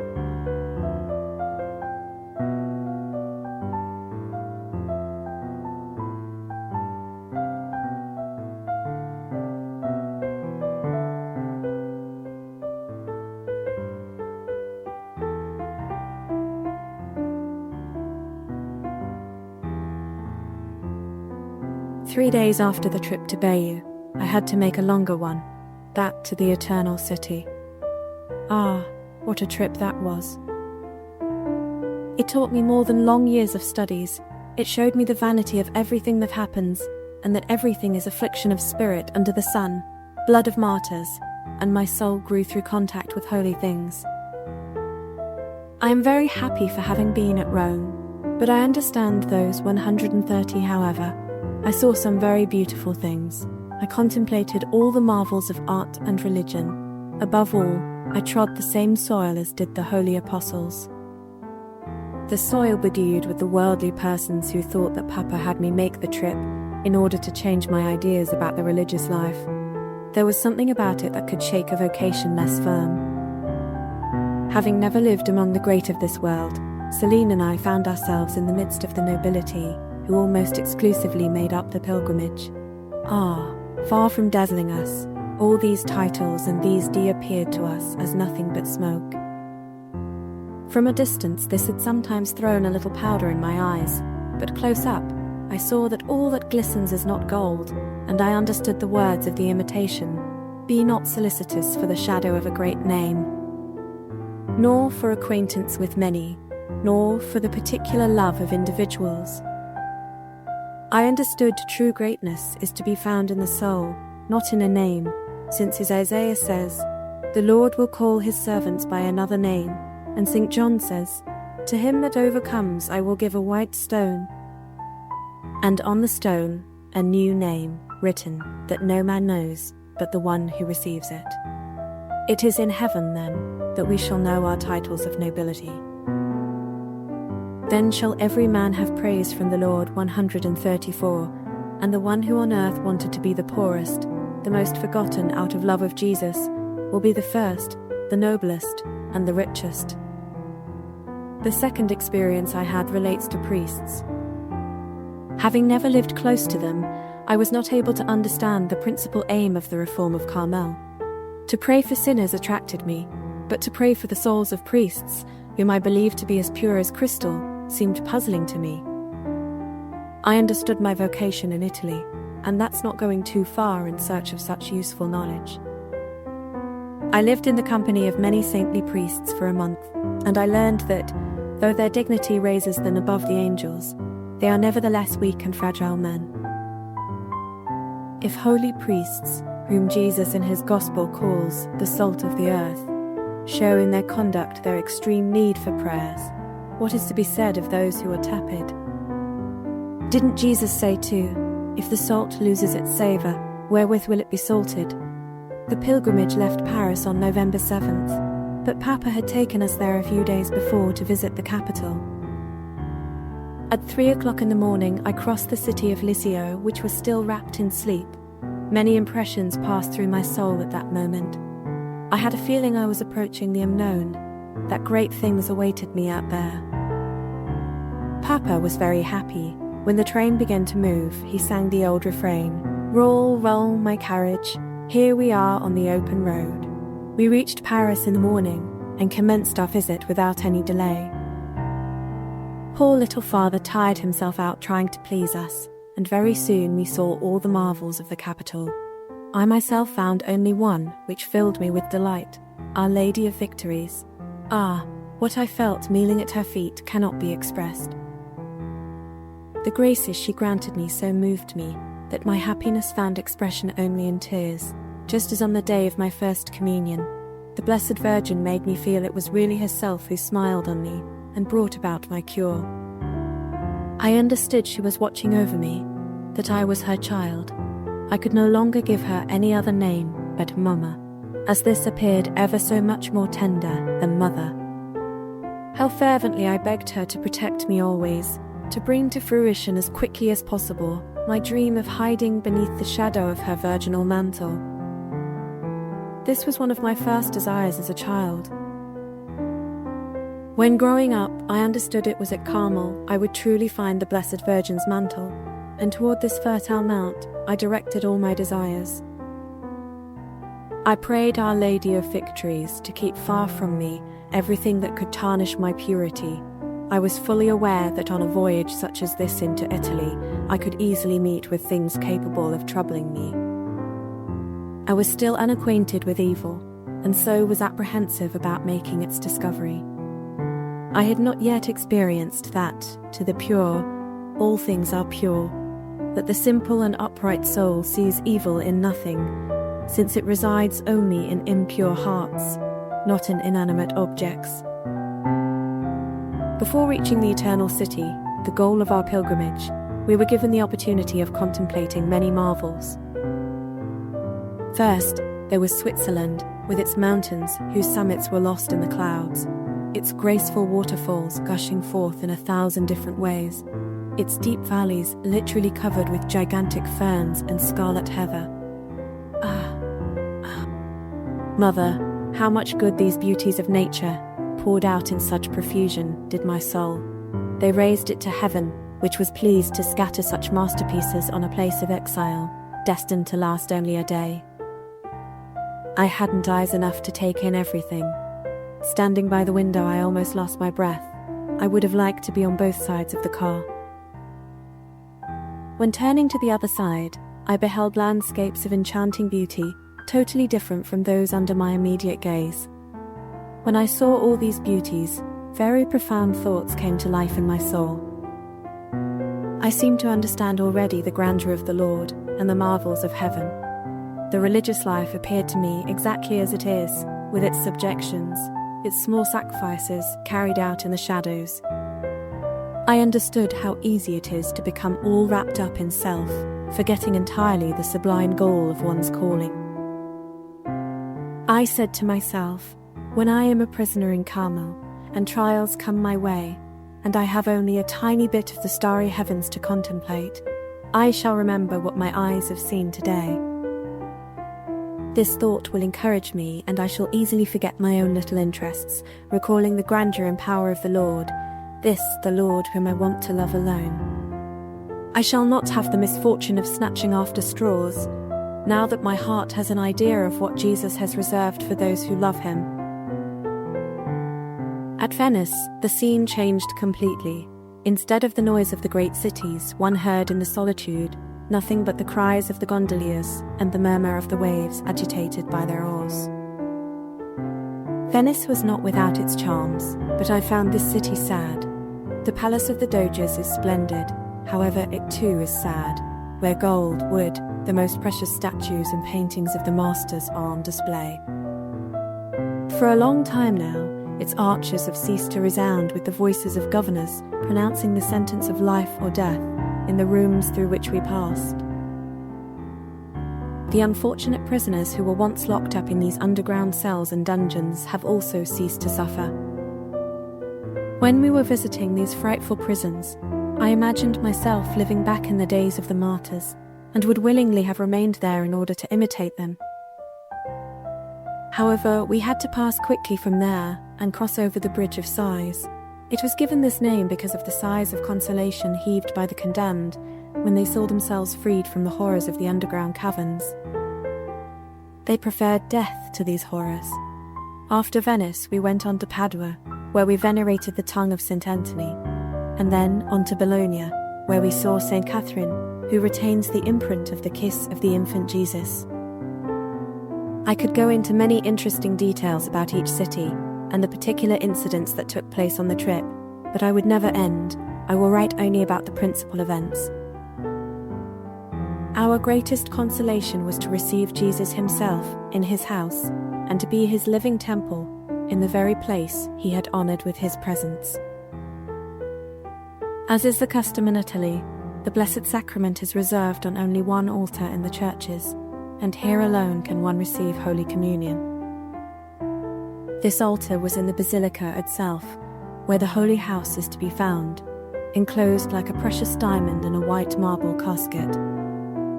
This didn't satisfy Celine and me. It was in the diamond, not in the casket, that we wanted to receive Holy Communion. Papa, with his customary gentleness, did like all the rest, but Celine and I went in search of a priest who had accompanied us everywhere, and he was just then preparing to say Mass in the Santa Casa by special privilege. He asked for 2 small hosts, which he laid alongside the large one on the paten, and you can well understand, dear mother, the joy we both experienced at receiving communion in that blessed house. It was a totally heavenly happiness, which words cannot express. And what shall our happiness be when we receive communion in the eternal abode of the King of Heaven? Then we shall see our joy never coming to an end. There will no longer be the sadness of departings, and it will be no longer necessary to have some souvenir, to dig furtively into the walls sanctified by his divine presence. For his home will be ours for all eternity. He doesn't want to give us his earthly home, but is content to show it to us, so as to make us love poverty and the hidden life. What he does reserve for us is his palace of glory, where we shall see him no longer hidden under the appearance of a child or a white host, but such as he really is, in a brightness of his infinite splendor. One of my sweetest memories was the one that filled me with delight when I saw the Colosseum. I was finally gazing upon that arena where so many martyrs had shed their blood for Jesus. I was already preparing to kneel down and kiss the soil they had made holy, but what a disappointment. The place was nothing but a heap of ruins, and the pilgrims were expected to be satisfied with simply looking at these. A barrier prevented them from entering the ruins. No one would be tempted to do so. But was it possible to come all the way to Rome and not go down into the Colosseum? For me, it was impossible. I no longer heard the guide's explanations. One thought raced through my mind: get down into the arena. Seeing a workman pass by carrying a stepladder, I was on the verge of asking his advice, and it was good I didn't, as he would have considered me a fool. In the Gospel, we read that Mary Magdalene stayed close to the tomb, and every once in a while she stooped down to peer inside. She finally saw 2 angels. Like her, while recognizing the impossibility of seeing my desires fulfilled, I continued to look toward the ruins into which I wanted to descend. I didn't see any angels, but I did see what I was looking for, and I cried to Celine, "Come quick! We can get through." We crossed the barrier where there was an opening, the fallen masonry hardly reaching up to the barrier, and we were climbing down over the ruins that rumbled under our feet. The catacombs, too, left a deep impression on me. They were exactly as I had imagined them when reading the lives of the martyrs. After having spent part of the afternoon in them, it seemed to me we were there for only a few moments, so sacred did the atmosphere appear to me. We had to carry off some souvenir from the catacombs, having allowed the procession to pass on a little. Celine and Therese slipped down together to the bottom of the ancient tomb of Saint Cecilia and took some earth which was sanctified by her presence. Before my trip to Rome, I didn't have any special devotion to this saint, but when I visited her house transformed into a church, the site of her martyrdom, when learning that she was proclaimed patroness of music, not because of her beautiful voice or her talent for music, but in memory of the virginal song she sang to her heavenly spouse hidden in the depths of her heart, I felt more than devotion for her. It was the real tenderness of a friend. She became my saint of predilection, my intimate confidant. Everything in her thrilled me, especially her abandonment, her limitless confidence that made her capable of virginizing souls who had never desired any other joys but those of the present life. Saint Cecilia is like the bride in the canticle. In her I see a choir in an armed camp, 145. Her life was nothing else but a melodious song in the midst of the greatest trials. And this does not surprise me, because the gospel rested on her heart, and in her heart reposed the spouse of virgins. 6 days were spent visiting the principal attractions of Rome. It was on the 7th I saw the greatest of them all, namely Leo XIII. I had both longed for and dreaded that day. On it depended my vocation. The answer I was supposed to receive from the bishop hadn't arrived, and besides, I learned from one of your letters, Mother, that he was no longer favourably disposed toward me. My only plank of salvation was in the permission of the Holy Father, but to obtain it I had to ask for it. I had to dare speak to the Pope in front of everybody. This thought made me tremble. What I suffered before the audience only the Lord knows, along with my dear Céline. Never shall I forget the part she played in all my trials. It seemed my vocation was hers. Sunday, November 20th. After dressing up according to Vatican regulations, i.e., in black with a lace mantilla as headpiece, and decorated with a large medal of Leo XIII, tied with a blue and white ribbon, we entered the Vatican through the Sovereign Pontiff's chapel. At 8 o'clock in the morning, our emotion was profound when we saw him enter to celebrate Holy Mass. After blessing the numerous pilgrims gathered round him, he climbed the steps of the altar and showed us through his piety, worthy of the Vicar of Jesus, that he was truly the Holy Father. My heart beat strongly, and my prayers were fervent when Jesus descended into the hands of his pontiff. However, I was filled with confidence, for the gospel of the day contained these beautiful words, "Fear not, little flock, for it is your Father's good pleasure to give you the kingdom." No, I did not fear. I hoped the kingdom of Carmel would soon belong to me. I was not thinking then of those other words of Jesus, "And I appoint to you a kingdom, even as my Father has appointed to me." In other words, I reserve crosses and trials for you, and it is thus you will be worthy of possessing this kingdom after which you long, since it was necessary that the Christ suffer, and that he enter through it into his glory. If you desire to have a place by his side, then drink the chalice he has drunk. This chalice was presented to me by the Holy Father, and my tears mingled with the bitter potion I was offered. After the Mass of Thanksgiving, following that of the Holy Father, the audience began. Leo XIII was seated on a large armchair. He was dressed simply in a white cassock, with a cape of the same colour, and on his head was a little skull cap. Around him were cardinals, archbishops and bishops, but I saw them only in general, being occupied solely with the Holy Father. We passed in front of him in procession. Each pilgrim knelt in turn, kissed the foot and hand of Leo XIII, received his blessing, and 2 noble guards touched him, as a sign to rise, touch the pilgrim. For I explain myself so badly one would think it was the Pope. Before entering the pontifical apartment, I was really determined to speak, but I felt my courage weaken when I saw Father Reveroni standing by the Holy Father's right side. Almost at the same instant, they told us on the Pope's behalf that it was forbidden to speak, as this would prolong the audience too much. I turned toward my dear Céline for advice. "Speak," she said. A moment later, I was at the Holy Father's feet. I kissed his slipper and he presented his hand, but instead of kissing it, I joined my own in lifting tear-filled eyes to his face. I cried out, "Most Holy Father, I have a great favour to ask you." The Sovereign Pontiff lowered his head toward me in such a way that my face almost touched his, and I saw his eyes, black and deep, fixed on me, and they seemed to penetrate to the depths of my soul. "Holy Father, in honour of your Jubilee, permit me to enter Carmel at the age of 15. Emotion undoubtedly made my voice tremble. He turned to Father Reveroni, who was staring at me with surprise and displeasure, and said, "I don't understand very well."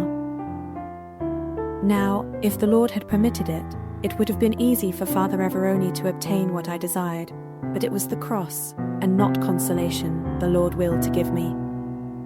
"Most Holy Father," answered the Vicar General, This is a child who wants to enter Carmel at the age of 15, but the superiors are considering the matter at the moment.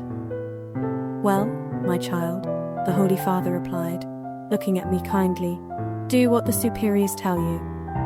Resting my hands on his knees, I made a final effort, saying in a suppliant voice, "Oh, Holy Father, if you say yes, everybody will agree."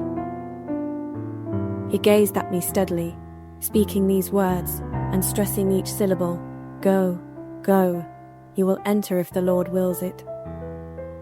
His accent had something about it so penetrating and so convincing, it seems to me I still hear it.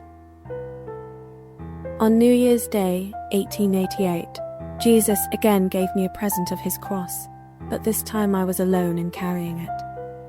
It was all the more painful as I did not understand it. A letter from Mother Marie de Gonzague informed me that the bishop's answer had arrived, December 28th, Feast of the Holy Innocents, but that she had not told me, as it was decided that my entrance would be delayed until after Lent. I was unable to hold back my tears at the thought of such a long wait. This trial had a particular characteristic about it. I saw all my bonds broken, as far as the world was concerned, but this time it was the Holy Ark itself which refused entrance to the poor little dove. I really want to believe I must have appeared unreasonable in not accepting my 3 months' exile joyfully, but I also believe that, without its appearing so, this trial was very great, and made me grow very much in abandonment and in the other virtues. How did those 3 months pass, those months so rich in graces for me? At first the thought came into my mind not to lead a life as well regulated as had been my custom, but soon I understood the value of the time I was being offered. I made a resolution to give myself up more than ever to a serious and mortified life. When I say mortified, this is not to give the impression that I performed acts of penance. Alas, I never made any. Far from resembling beautiful souls who practiced every kind of mortification from their childhood, I had no attraction for this. Undoubtedly, this stemmed from my cowardliness, for I could have, like Selim, found 1,000 ways of making myself suffer. Instead of this, I allowed myself to be wrapped in cotton wool and fattened up like a little bird that needs no penance. My mortifications consisted in breaking my will, always so ready to impose itself on others, in holding back a reply, in rendering little services without any recognition, in not leaning my back against a support when seated, etc., etc. It was through the practice of these nothings that I prepared myself to become the fiancée of Jesus, and I cannot express how much this waiting left me with sweet memories. 3 months passed by very quickly, and then the moment so ardently desired finally arrived.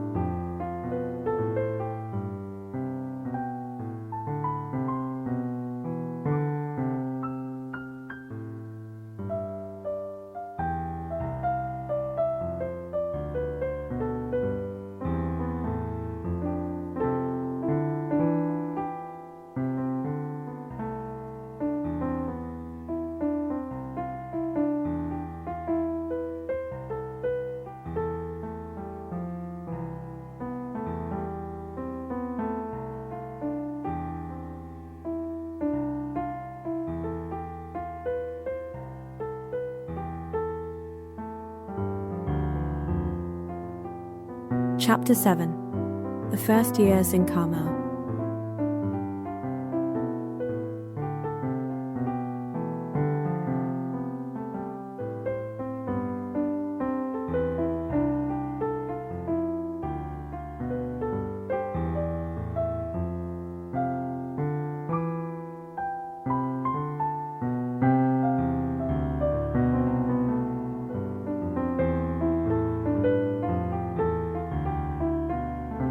The day chosen for my entrance into Carmel was April 9th, 1888, the same day the community was celebrating the Feast of the Annunciation, transferred because of Lent. The evening before, the whole family gathered round the table where I was to sit for the last time. Ah, how heart-rending these family reunions can really be. When you would like to see yourself forgotten, the most tender caresses and words are showered upon you, making the sacrifice of separation felt all the more. On the morning of the great day, casting a last look upon Les Buissonnets, that beautiful cradle of my childhood, which I was never to see again, I left on my dear king's arm to climb Mount Carmel. As on the evening before, the whole family was reunited to hear Holy Mass and receive communion. As soon as Jesus descended into the hearts of my relatives, I heard nothing around, but before the rest of the black trees and lichen flowers passed through, the family was carefully promised. I was the only one who didn't shed any tears, but my heart was beating so violently it seemed impossible to walk when they signaled for me to come to the enclosure door. I advanced, however, asking myself whether I was going to die because of the beating of my heart. Ah, what a moment that was! One would have to experience it to know what it is. My emotion was not noticed exteriorly. After embracing all the members of the family, I knelt down before my matchless father for his blessing, and to give it to me, he placed himself on his knees and blessed me, tears flowing down his cheeks.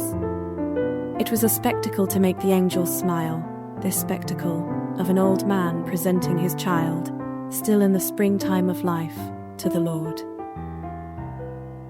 A few moments later, the doors of the Holy Ark closed upon me, and there I was received by the dear sisters, who embraced me.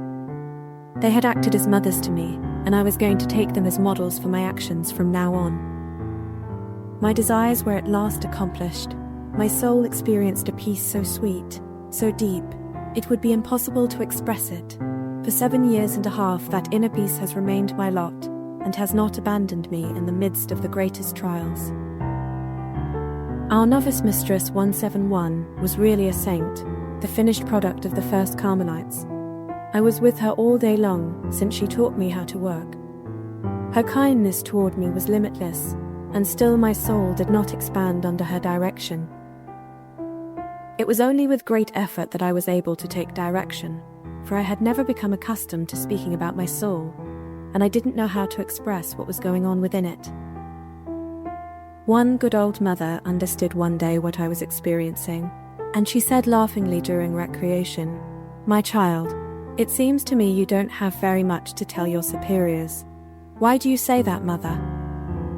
"Because your soul is extremely simple, but when you will be perfect, you will be even more simple. The closer one approaches to the Lord, the simpler one becomes." The good mother was right. However, the difficulty I had in revealing my soul, while coming from my simplicity, was a veritable trial. I recognize it now, for I express my thoughts with great ease without ceasing to be simple. I have said that Jesus was my director. Upon entering Carmel, I met one who was to serve me in this capacity, but hardly had I been numbered among his children when he left for exile. Thus I came to know him, only to be deprived of him. Reduced to receiving 1 letter a year from him to my 12, my heart quickly turned to the director of directors, and it was he who taught me that science hidden from the wise and prudent and revealed to little ones. After those beautiful festivities of the month of May, namely the profession and taking of the veil of our dear Marie, the oldest in the family being crowned on her wedding day by the youngest, we had to be visited by trial. The preceding year, in May, Papa was seized with a paralytic stroke in the limbs, and we were greatly disturbed. But the strong character of my dear king soon took control, and our fears disappeared. The wild west is confused, and Best is dead. However, more than once during the trip to Rome we noticed that he easily grew tired and wasn't as cheerful as usual. What I noticed especially was the progress he was making in perfection. He had succeeded, like St. Francis de Sales, in overcoming his natural impetuosity to such an extent that he appeared to have the most gentle nature in the world. The things of earth seemed hardly to touch him. He easily surmounted contradictions, and the Lord was flooding him with consolations. During his daily visits to the Blessed Sacrament, his eyes were often filled with tears, and his face breathed forth a heavenly beatitude.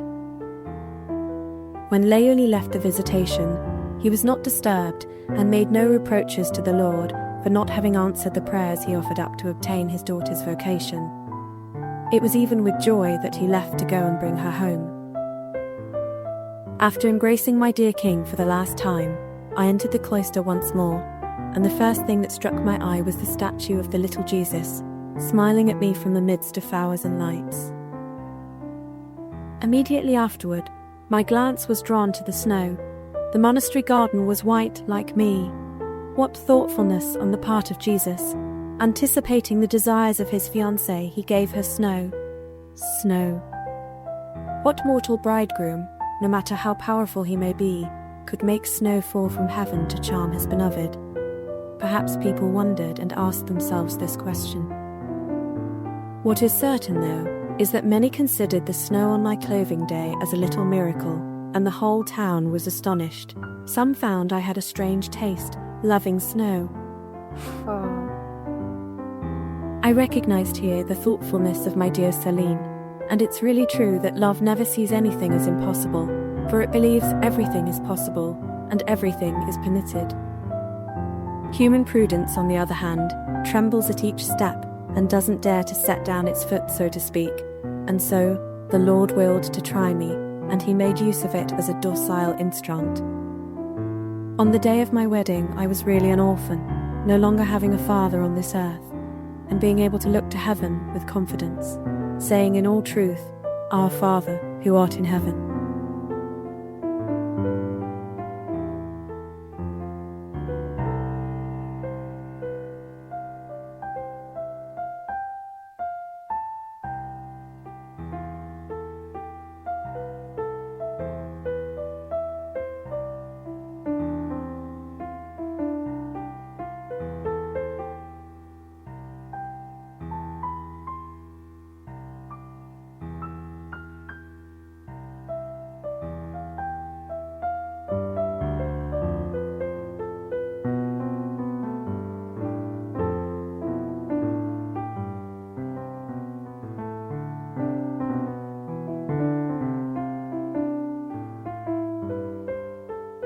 Chapter 8.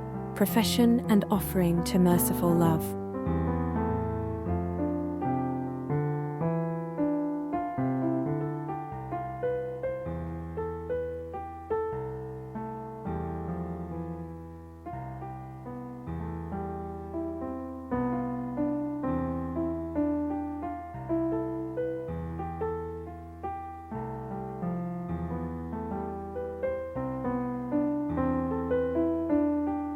I should have spoken to you about the retreat preceding my profession, 193, dear mother, before speaking about the trial I have mentioned. It was far from bringing me any consolations, since the most absolute aridity and almost total abandonment were my lot. Jesus was sleeping as usual in my little boat. Ah, I see very well how rarely souls allow him to sleep peacefully within them.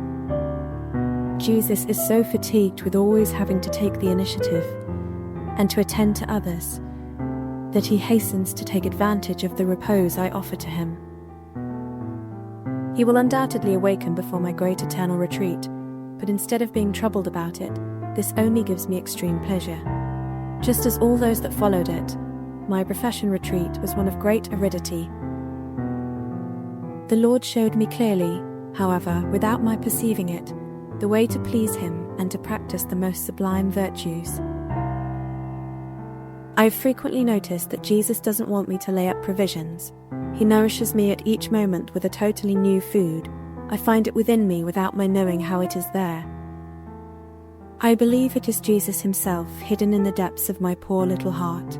He is giving me the grace of acting within me, making me think of all he desires me to do at the present moment. A few days before my profession, I had the happiness of receiving the Sovereign Pontiff's blessing.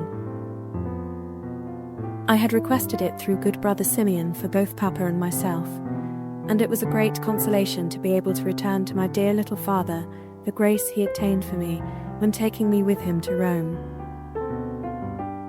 This beautiful day passed by just as do the saddest, since the most radiant day has a tomorrow.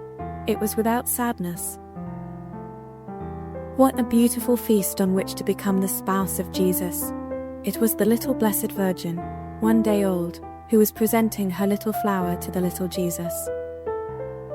Everything was little that day, except the graces and the peace I received, and the peaceful joy I experienced in the evening when gazing at the stars shining in the firmament and thinking that soon this beautiful heaven would open up to my ravished eyes, and I would be able to unite myself to my spouse in the bosom of eternal happiness. The ceremony of my reception of the veil took place on the 24th of September, and the day was veiled in tears. Papa was not there to bless his queen. Father Pichon was in Canada.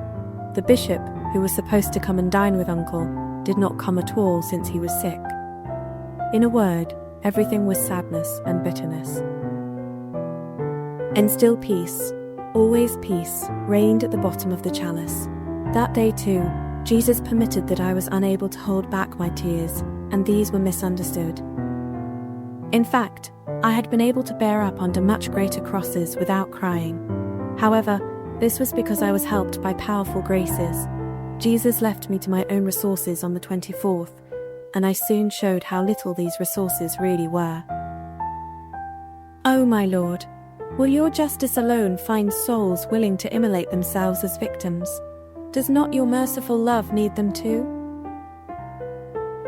On every side this love is unknown, rejected. Those hearts upon whom you would lavish it turn to creatures, seeking happiness from them with their miserable affection. They do this instead of throwing themselves into your arms and of accepting your infinite love. O my Lord, is your disdained love going to remain closed up within your heart? It seems to me that if you were to find souls offering themselves as victims of Holocaust to your love, you would consume them rapidly. It seems to me, too, that you would be happy not to hold back the waves of infinite tenderness within you. If your justice loves to release itself, this justice which extends only over the earth, how much more does your merciful love desire to set souls on fire, since your mercy reaches to the heavens? O my Jesus, let me be this happy victim. Consume your Holocaust with the fire of your divine love. You permitted me, dear Mother, to offer myself in this way to the Lord, and you know the rivers, or rather the oceans of graces that flooded my soul. Ah, since the happy day, it seems to me that love penetrates and surrounds me, that at each moment this merciful love renews me, purifying my soul and leaving no trace of sin within it, and I need have no fear of purgatory. I know that, of myself, I would not merit even to enter that place of expiation, since only holy souls can have entrance there. But I also know that the fire of love is more sanctifying than is the fire of purgatory. I know that Jesus cannot desire useless sufferings for us, and that he would not inspire the longings I feel unless he wanted to grant them. Oh, how sweet is the way of love! How I want to apply myself to doing the will of the Lord always with the greatest self-surrender. Here, dear Mother, is all I can tell you about the life of your little Therese. You know better than I do what she is and what Jesus has done for her. You will forgive me for having abridged my religious life so much. How will this story of a little white flower come to an end? Perhaps the little flower will be plucked in her youthful freshness, or else transplanted to other shores. I don't know, but what I am certain about is that the Lord's mercy will accompany her always, that it will never cease blessing the dear mother who offered her to Jesus. She will rejoice eternally at being one of the flowers of her crown. And with this dear mother, she will sing eternally the new canticle of love.